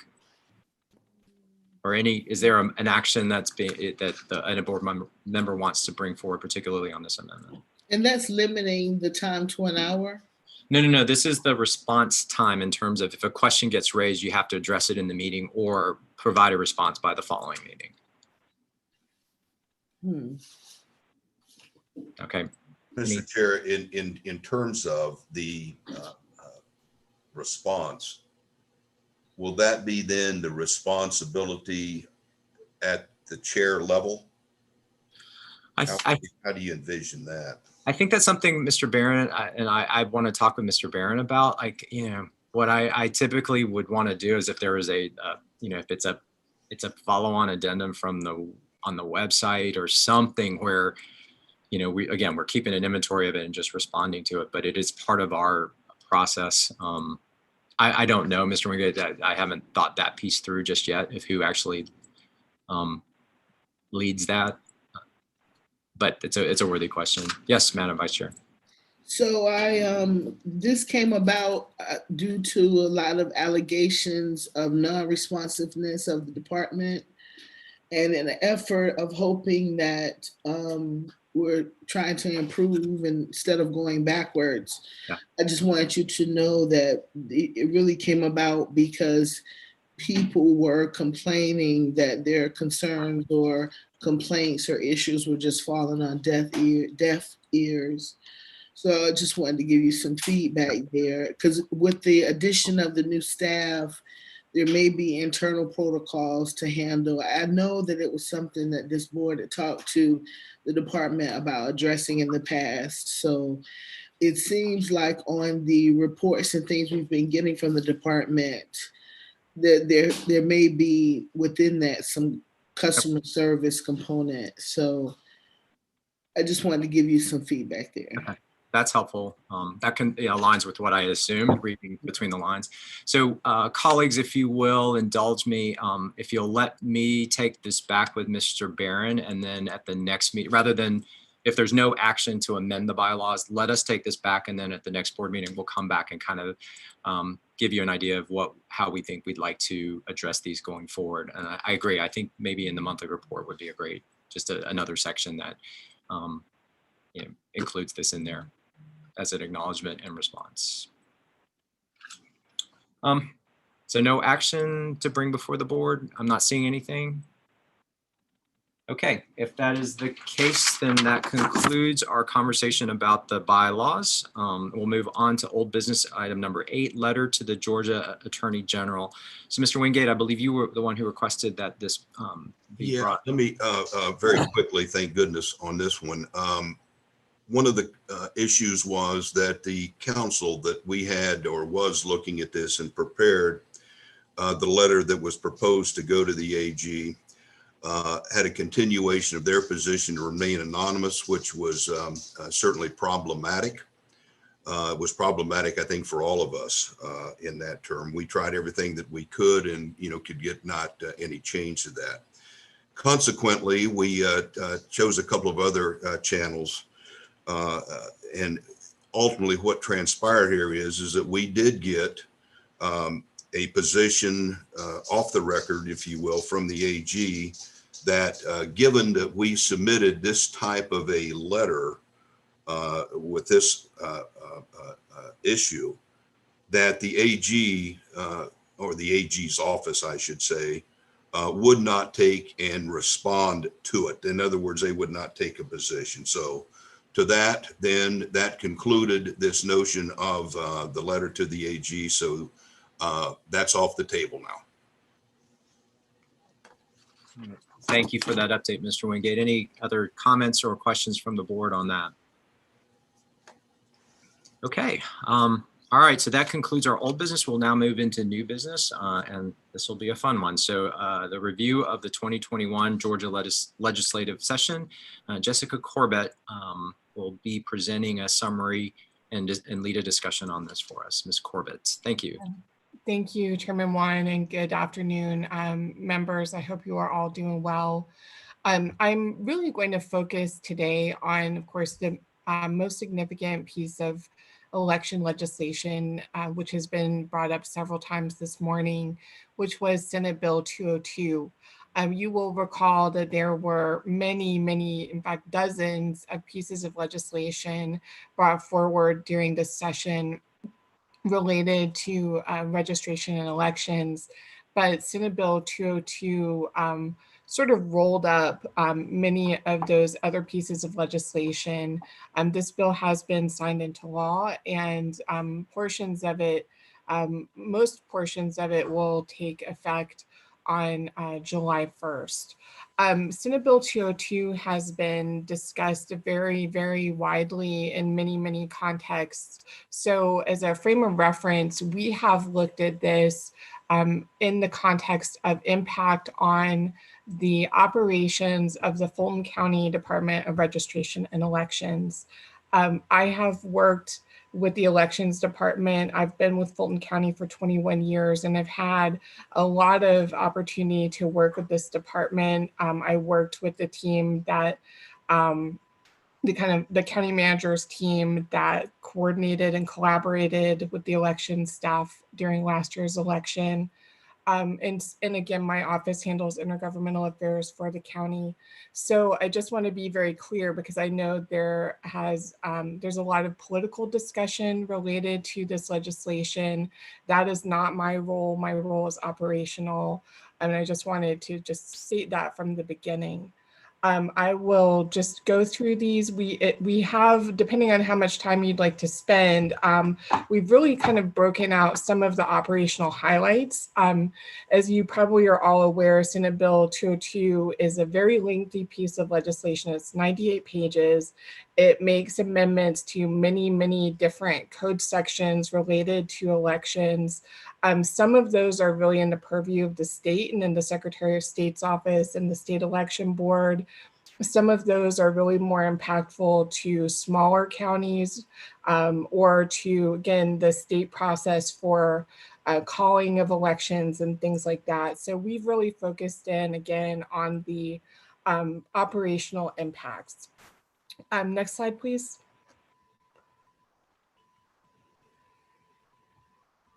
So the impacts that we identified, and some are potential and some are absolute, meaning that some of the things that SB 202 calls for will happen, must happen, and are directed by the legislation or by this bill.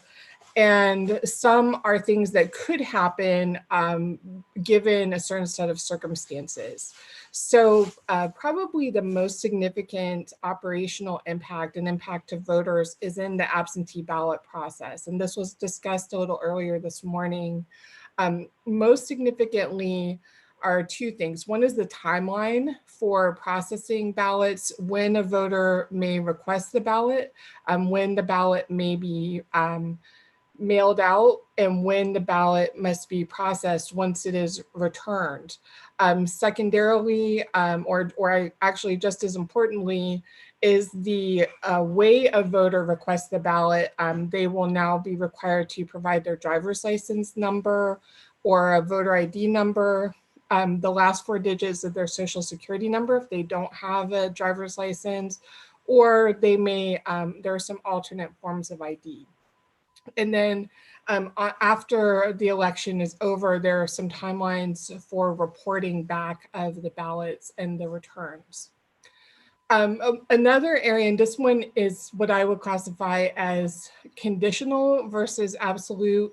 There are potential impacts to the leadership related to elections in Fulton County or any county. There's a process to call for something called a performance review. There's a process by which the state may appoint an election superintendent.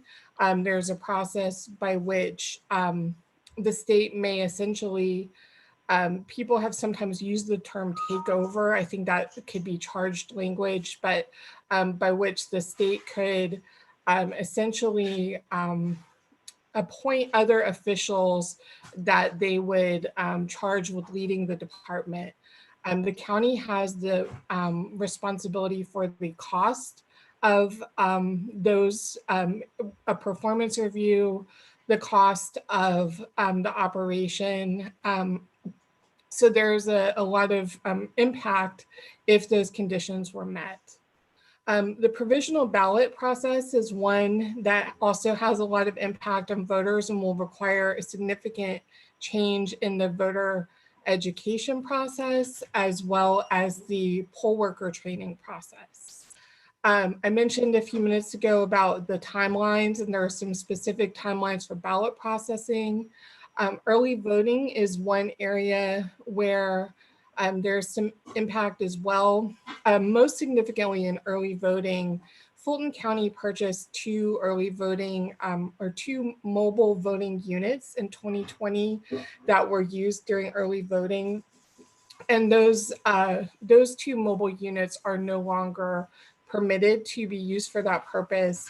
They are permitted to be used in an emergency instance only. So that would be another impact. Throughout SB 202, there are a number of areas where notification requirements have been updated. So those are things that we're going through very carefully with the department. And of course, we're also awaiting the additional guidance from the Secretary of State's office. Grants are one area that specifically applied to Fulton County and some other counties. Last year, we did receive those grants, and those would not be permitted moving forward unless they came from a government source. Next slide, please. So we kind of broke out these impacts in terms of things that we already had and invested in. So either resources that we have purchased or financial resources we had access to in the past, potential new costs, and again, operational impacts. So drop boxes are one of the areas I didn't speak about earlier that are related to absentee ballot voting or voting by mail. Mr. Barron talked about this a little bit earlier. Last year, this, and I believe all of you are very well aware of this, but in 2020, when the use of absentee ballots grew exponentially during the COVID-19 pandemic, the state election board issued emergency ruling that allowed for absentee ballot drop boxes. And these drop boxes had a very specific set of stipulations. They had to be in a city or county government property that was normally accessible to the public. They had to be under video surveillance. They had to be locked at a certain time. There were rules about how the ballots had to be picked up. There were teams of 2 that were responsible for retrieving ballots. They had to be locked at exactly 7 o'clock on election day to ensure that no one voted after polls were closed. So there were a number of things that were in those emergency rulings.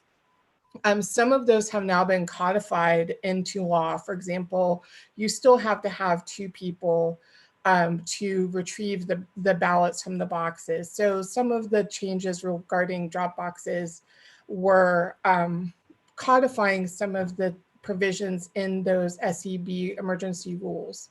One of the impacts that will affect Fulton County is the number of drop boxes. So last year there was no limit on the box in Fulton County. I would say in an effort to ensure access throughout the county, installed 38 different boxes. The majority of those were on Fulton County properties. In a couple of cases, they were on city property, and we had an agreement with that city.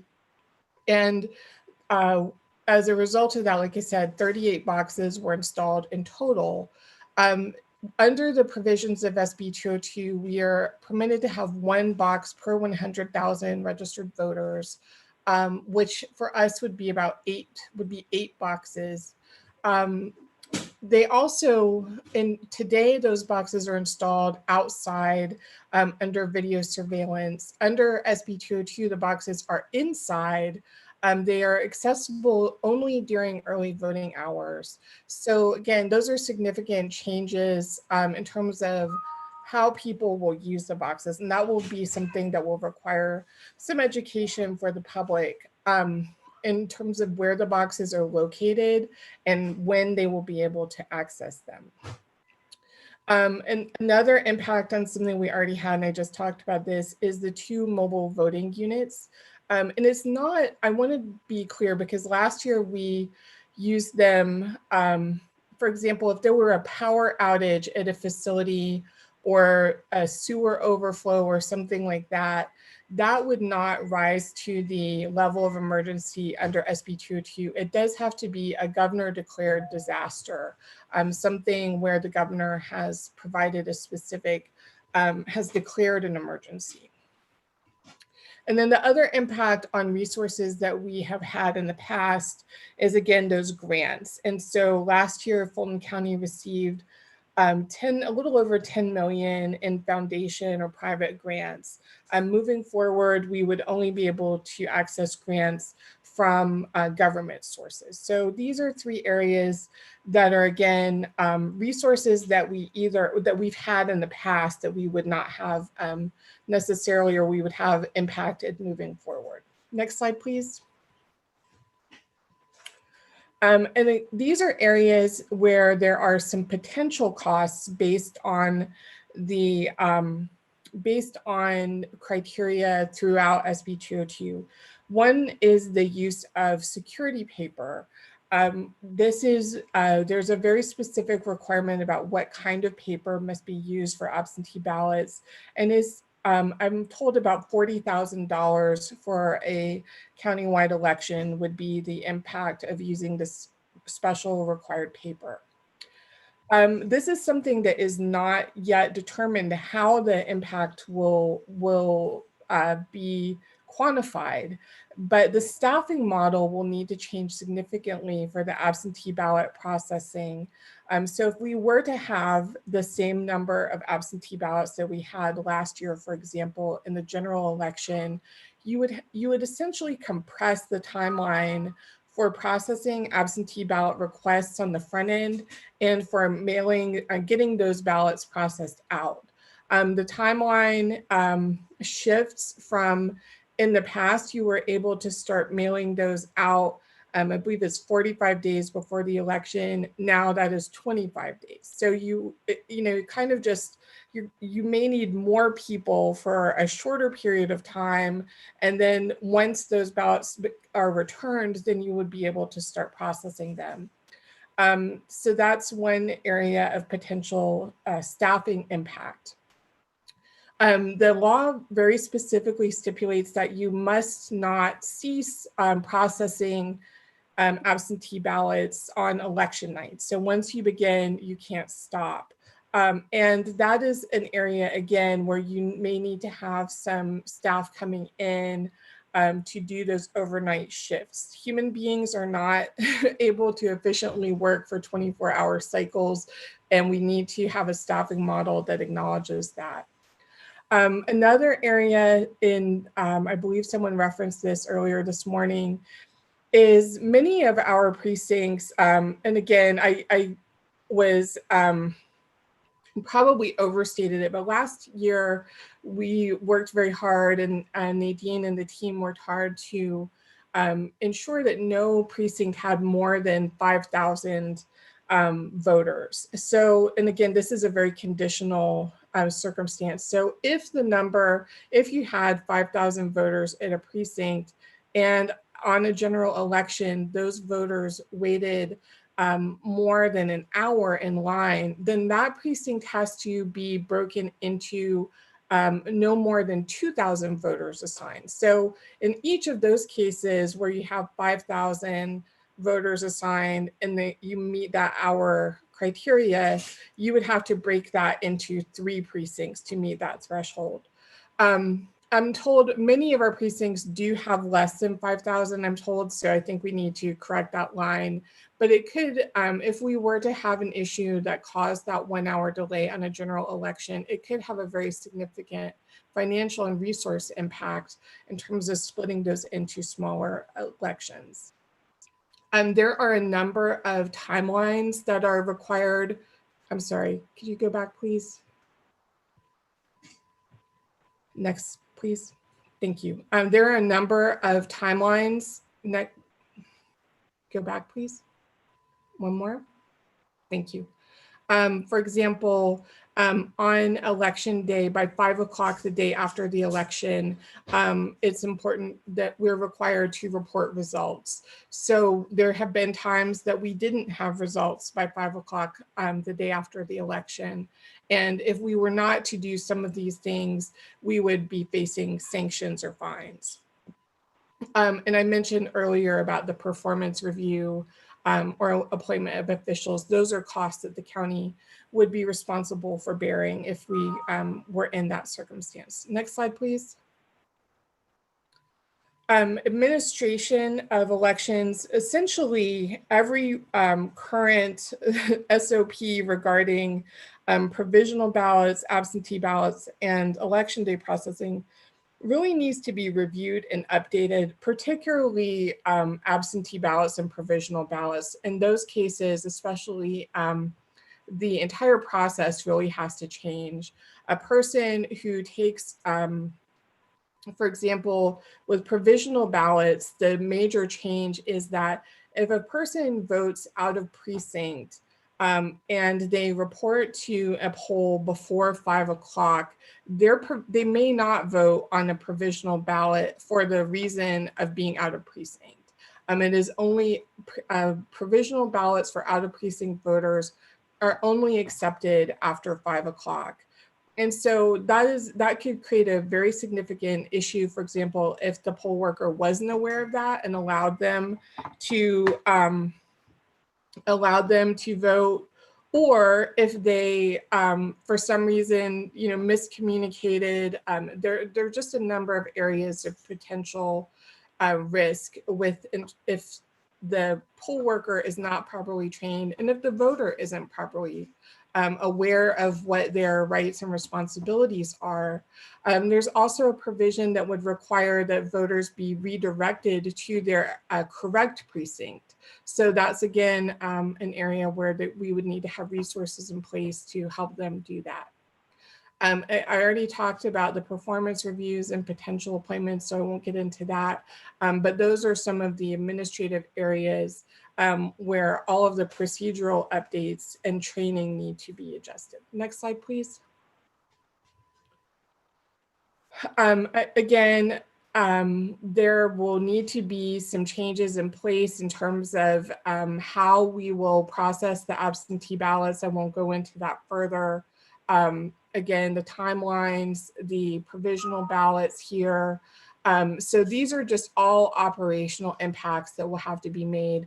There's also a requirement that by 10 p.m. on election night that we have, that we report to the Secretary of State how many election day ballots, how many absentee ballots, and how many provisional ballots. And that reporting will mean that we have to have systems in place to get those numbers accurately to the Secretary of State by 10 p.m. on election night. There have been times when we haven't had that information by 10 p.m. So that's going to be something that will require, again, some operational changes.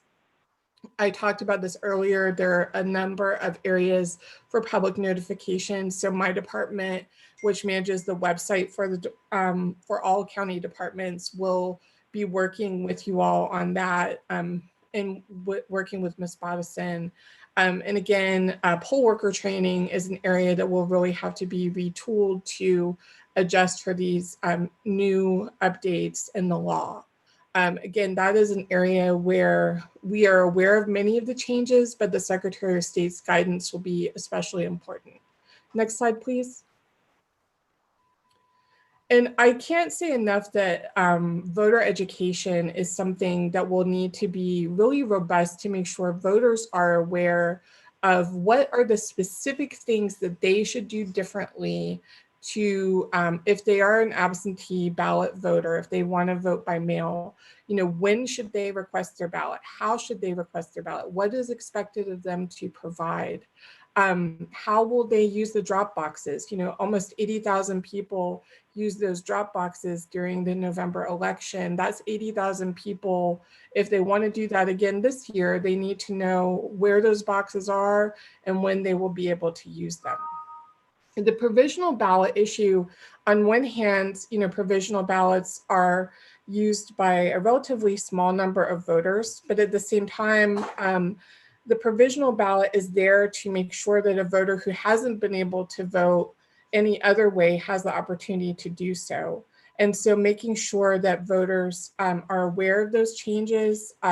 This is really important when we change a precinct in particular, that the voter who can successfully find their new precinct so they don't find themselves affected by this provision. Next slide, please. And this, I think this actually starts the kind of section by section analysis. There are close to 50 sections in SCB 202. So I'm thinking that rather than go into these, and I'll make sure if you don't already that you have this deck and that we will share that and make sure it's posted with the packet. I could just take any questions you may have. I'll say that I have read the bill myself. Our team has read the bill. We've read other people's analyses of the bill. For example, the Association of County Commissioners of Georgia, the League of Women Voters, a number of other organizations have really done a section by section analysis. And we've tried to read all of those that we can. That being said, you may ask a question that I don't know the answer to. And so if that happens, I will, I want to make sure I give you accurate information, and we'll just try to get those answers to you. Thank you, Ms. Corbett. So board members, are there questions that you would like to ask of her? I mean, I'll come out and say right now that when we go into executive session, I would like to understand if there are any legal actions that are being contemplated,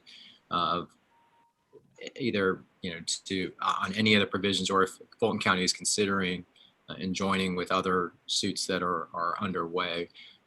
But aside from that, which we would do an executive session, are there other questions for Ms. Corbett or the team with what has been presented? Dr. Ruth. Hi, Jessica. Thank you so much for your presentation.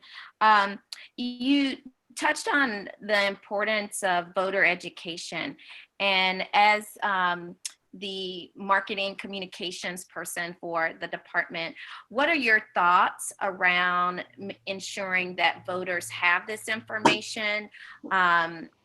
Is there a plan to create some talking points, a PowerPoint deck? Can you talk a little bit about?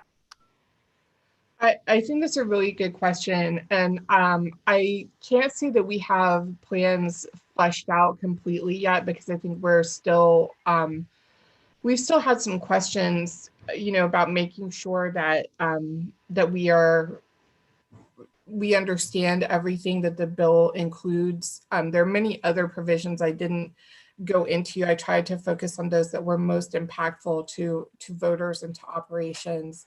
But I certainly think that, yes, we need to have just kind of a full complement of voter education materials. We need to have, as you said, talking points and PowerPoints and videos, and, especially the absentee ballot process is one in particular that I think voters need to understand what their rights and responsibilities are, and when they can act upon that.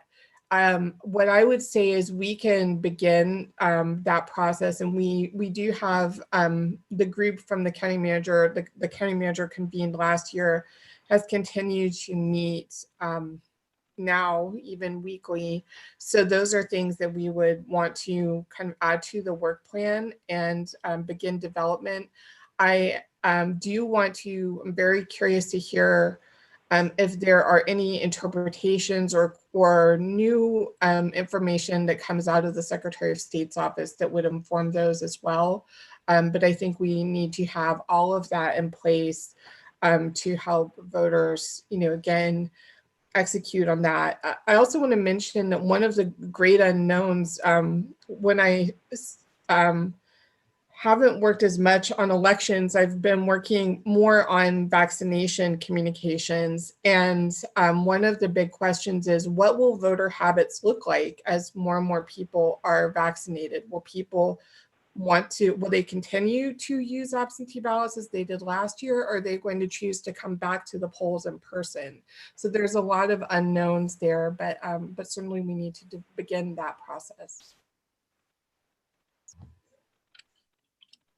Great, and I think it will be important to have some of those town hall meetings, around this topic.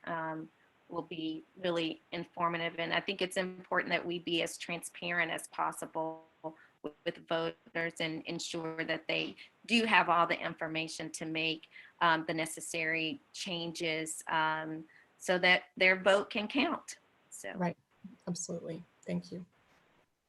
All right, other questions from my colleagues before I have some questions? Yeah, Mr. Wingate, please. Yes, again, thank you, Ms. Corbett, as always. One of the things, I don't know whether it's been considered or not, but the political parties could also be helpful in the voter education side of this.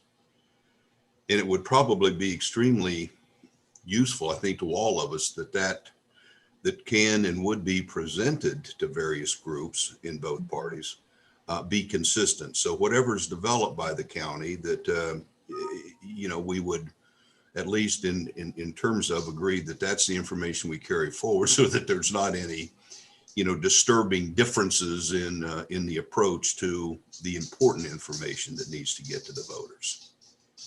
Because I think I can pretty much assure you that, yes, I think the political parties will, be taking an active role in this, not only the voter education, but a lot of the components of, as it stands right now, the new laws.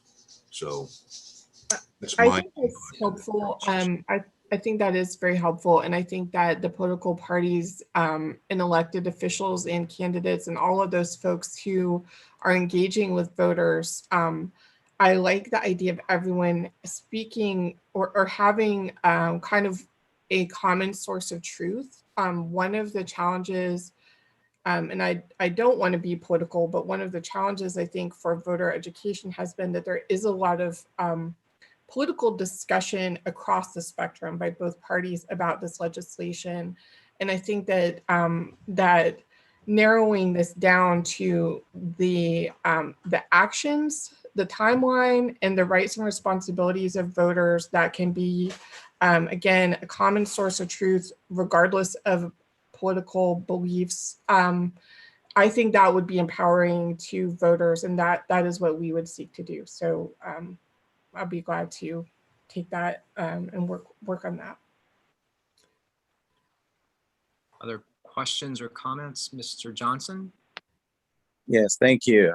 Thank you, Jessica. As always, a great presentation.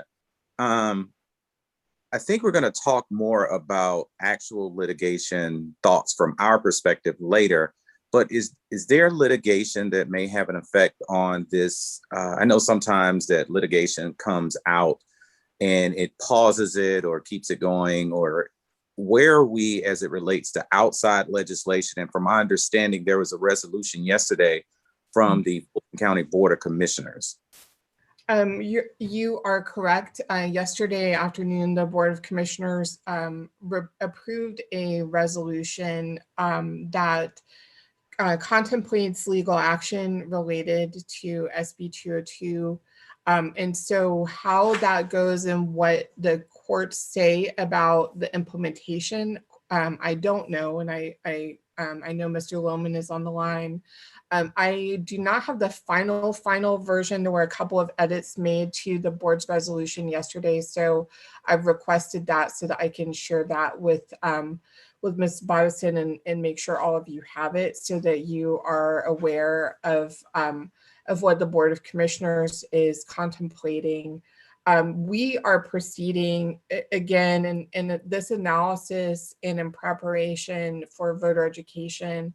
We are proceeding with the assumption that the governor has signed this, and this is currently Georgia law, and that is our charge is to operate within the law.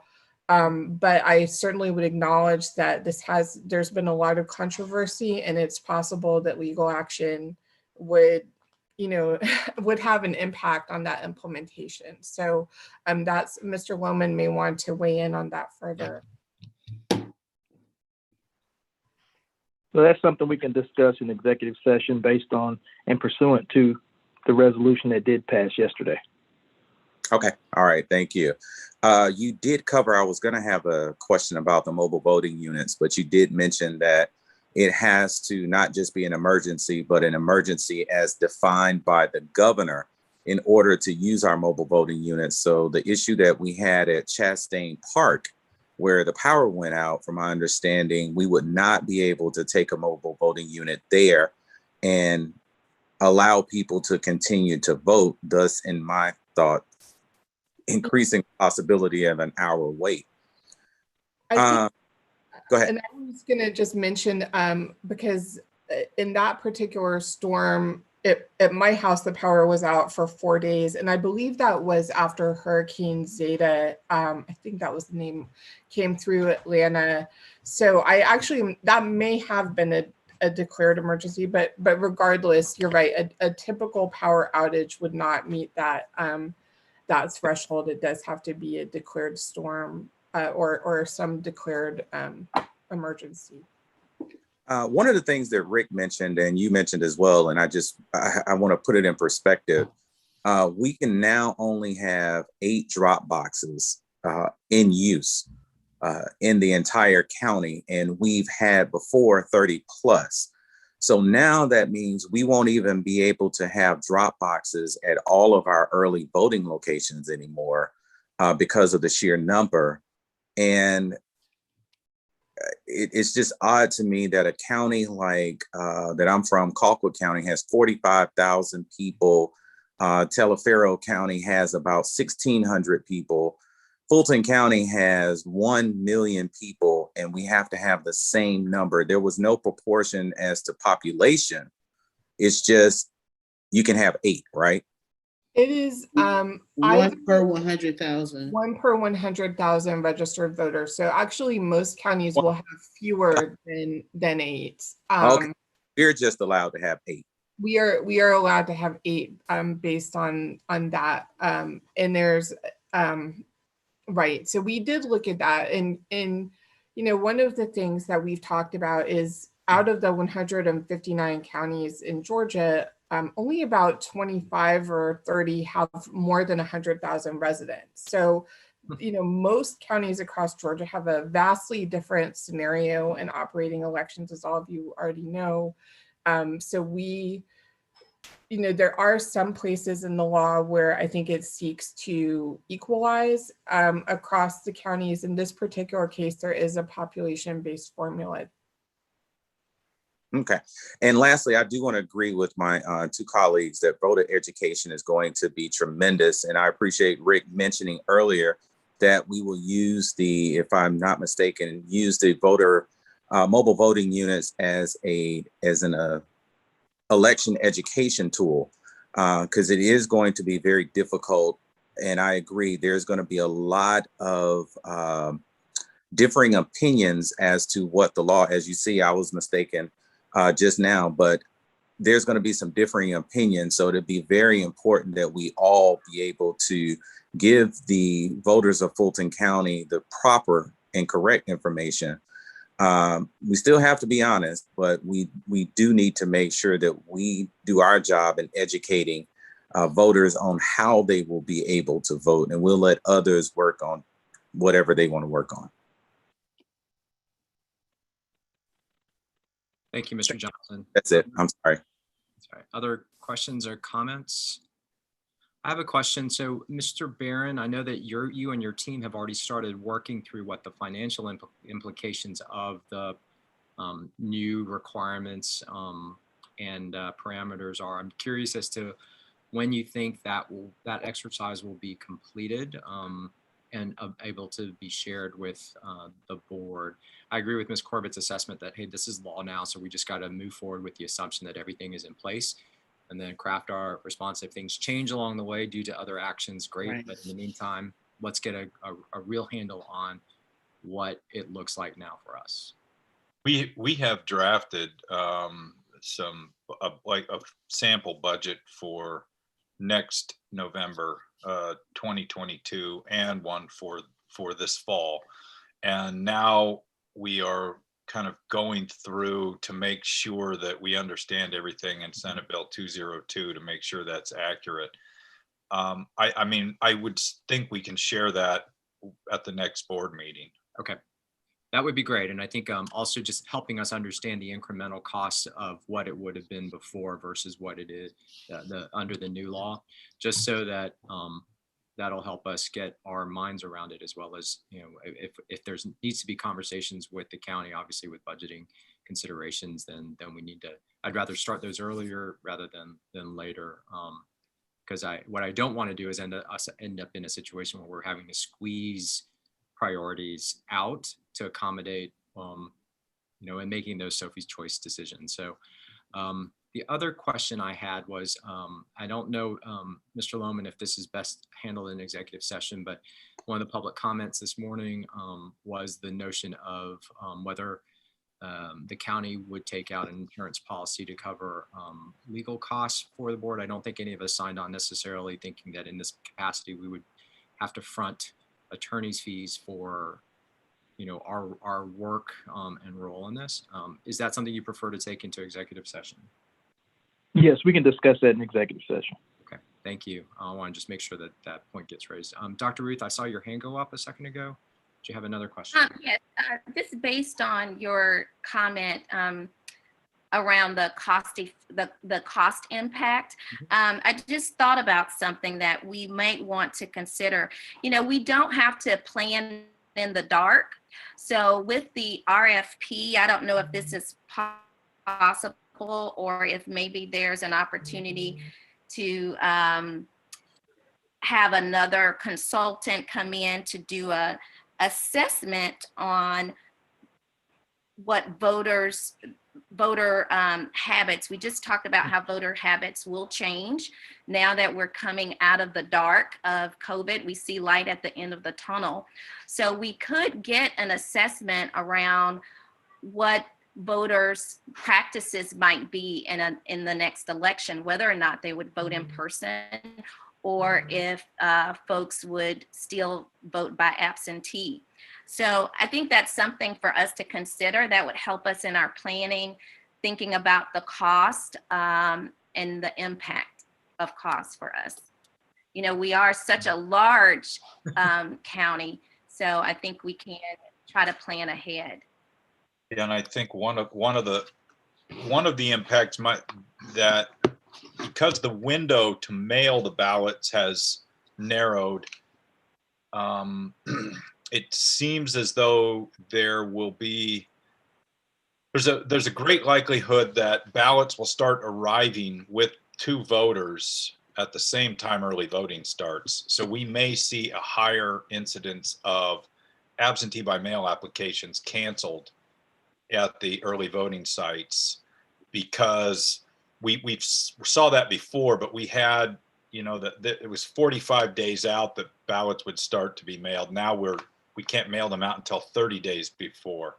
So there's a greater likelihood that ballots won't arrive by the time early voting starts, which could increase the number of cancellations in the polls. So that's one of the things we're looking at increasing early voting site numbers in order to accommodate that. All right, other questions or comments from colleagues? Mr. Wingate, yes. Just real quick question, Director.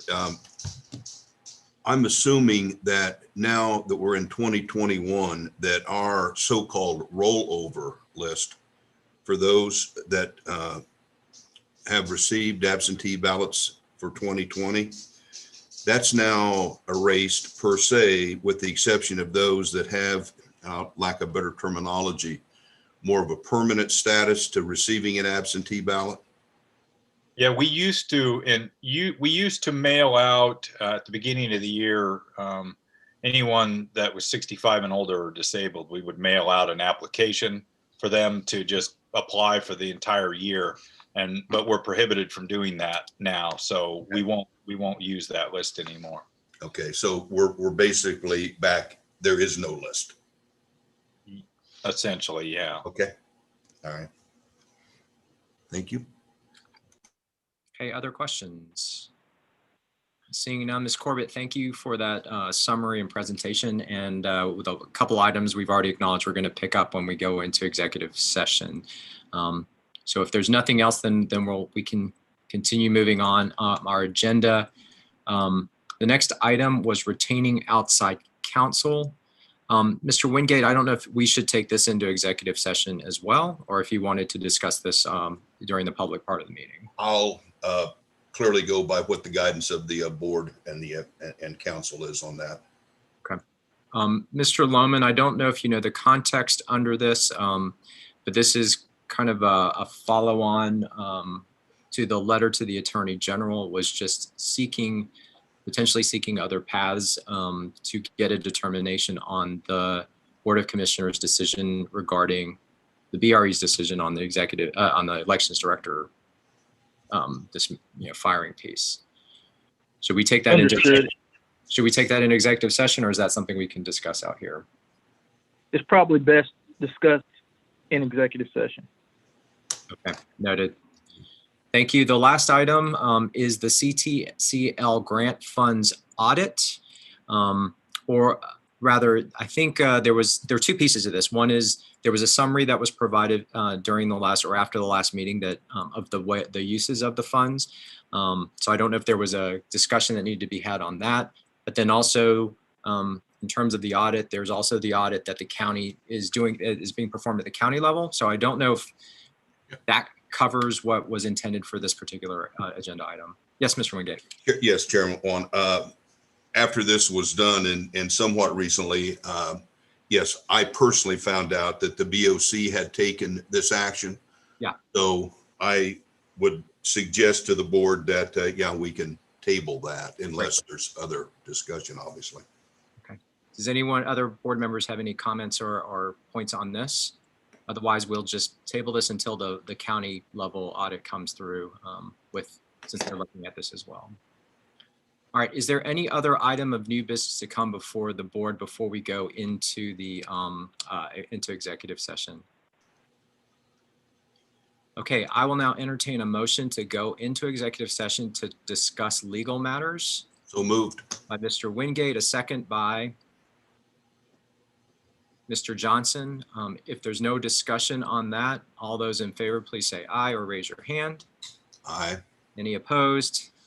Any abstentions? That motion carries. We will now adjourn into executive session and return upon completion of that.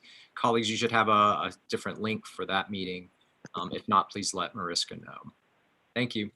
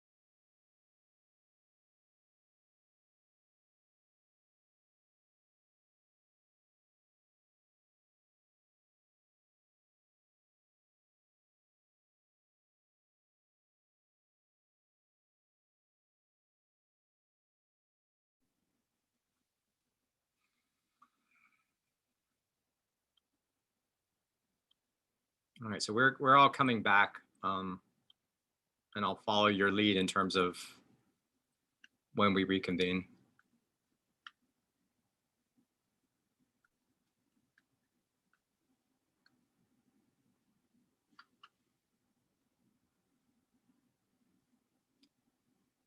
External affairs, am I good to go?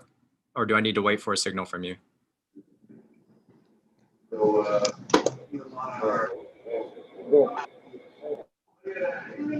Mr. Chair, I would just advise we wait a moment Sure. unless you know for sure that other members are not coming back. No, I'll wait for a signal from you when I'm good to go. I will wait for Dr. Ruth and Miss Nuruddin as well. There's Miss Nuruddin. Okay, so the banner usually drops. Give it another minute. Dr. Ruth is not back yet.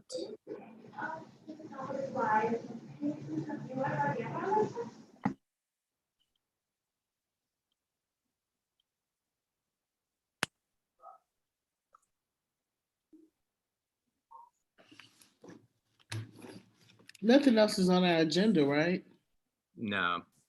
Oh, good. Well, we have to affirm that one action about legal representation. So okay.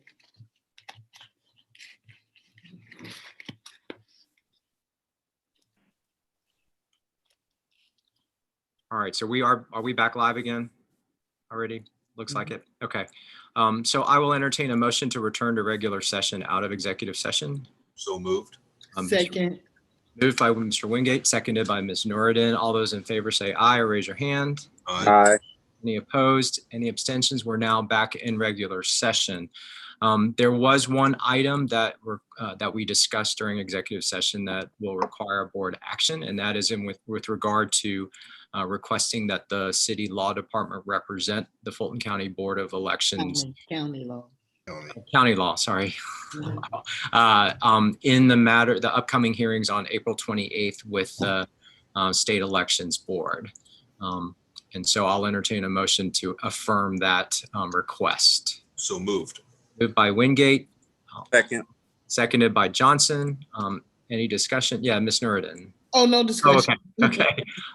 Seeing no further discussion, all in favor, please say aye. Aye. Aye. Any opposed? Any abstentions? That motion carries. So hopefully the law department has everything they need from us in order to proceed with that. With that, there are no other items on our agenda unless any board member has anything they need to bring up. Motion to adjourn. All right, there's a motion to adjourn. It's non-debatable. All those in favor, raise your hand. If there's no objections, we stand adjourned. Thank you all very much. We'll see you all. Thank you very much. Bye. Appreciate Thank you. Bye. Thank you.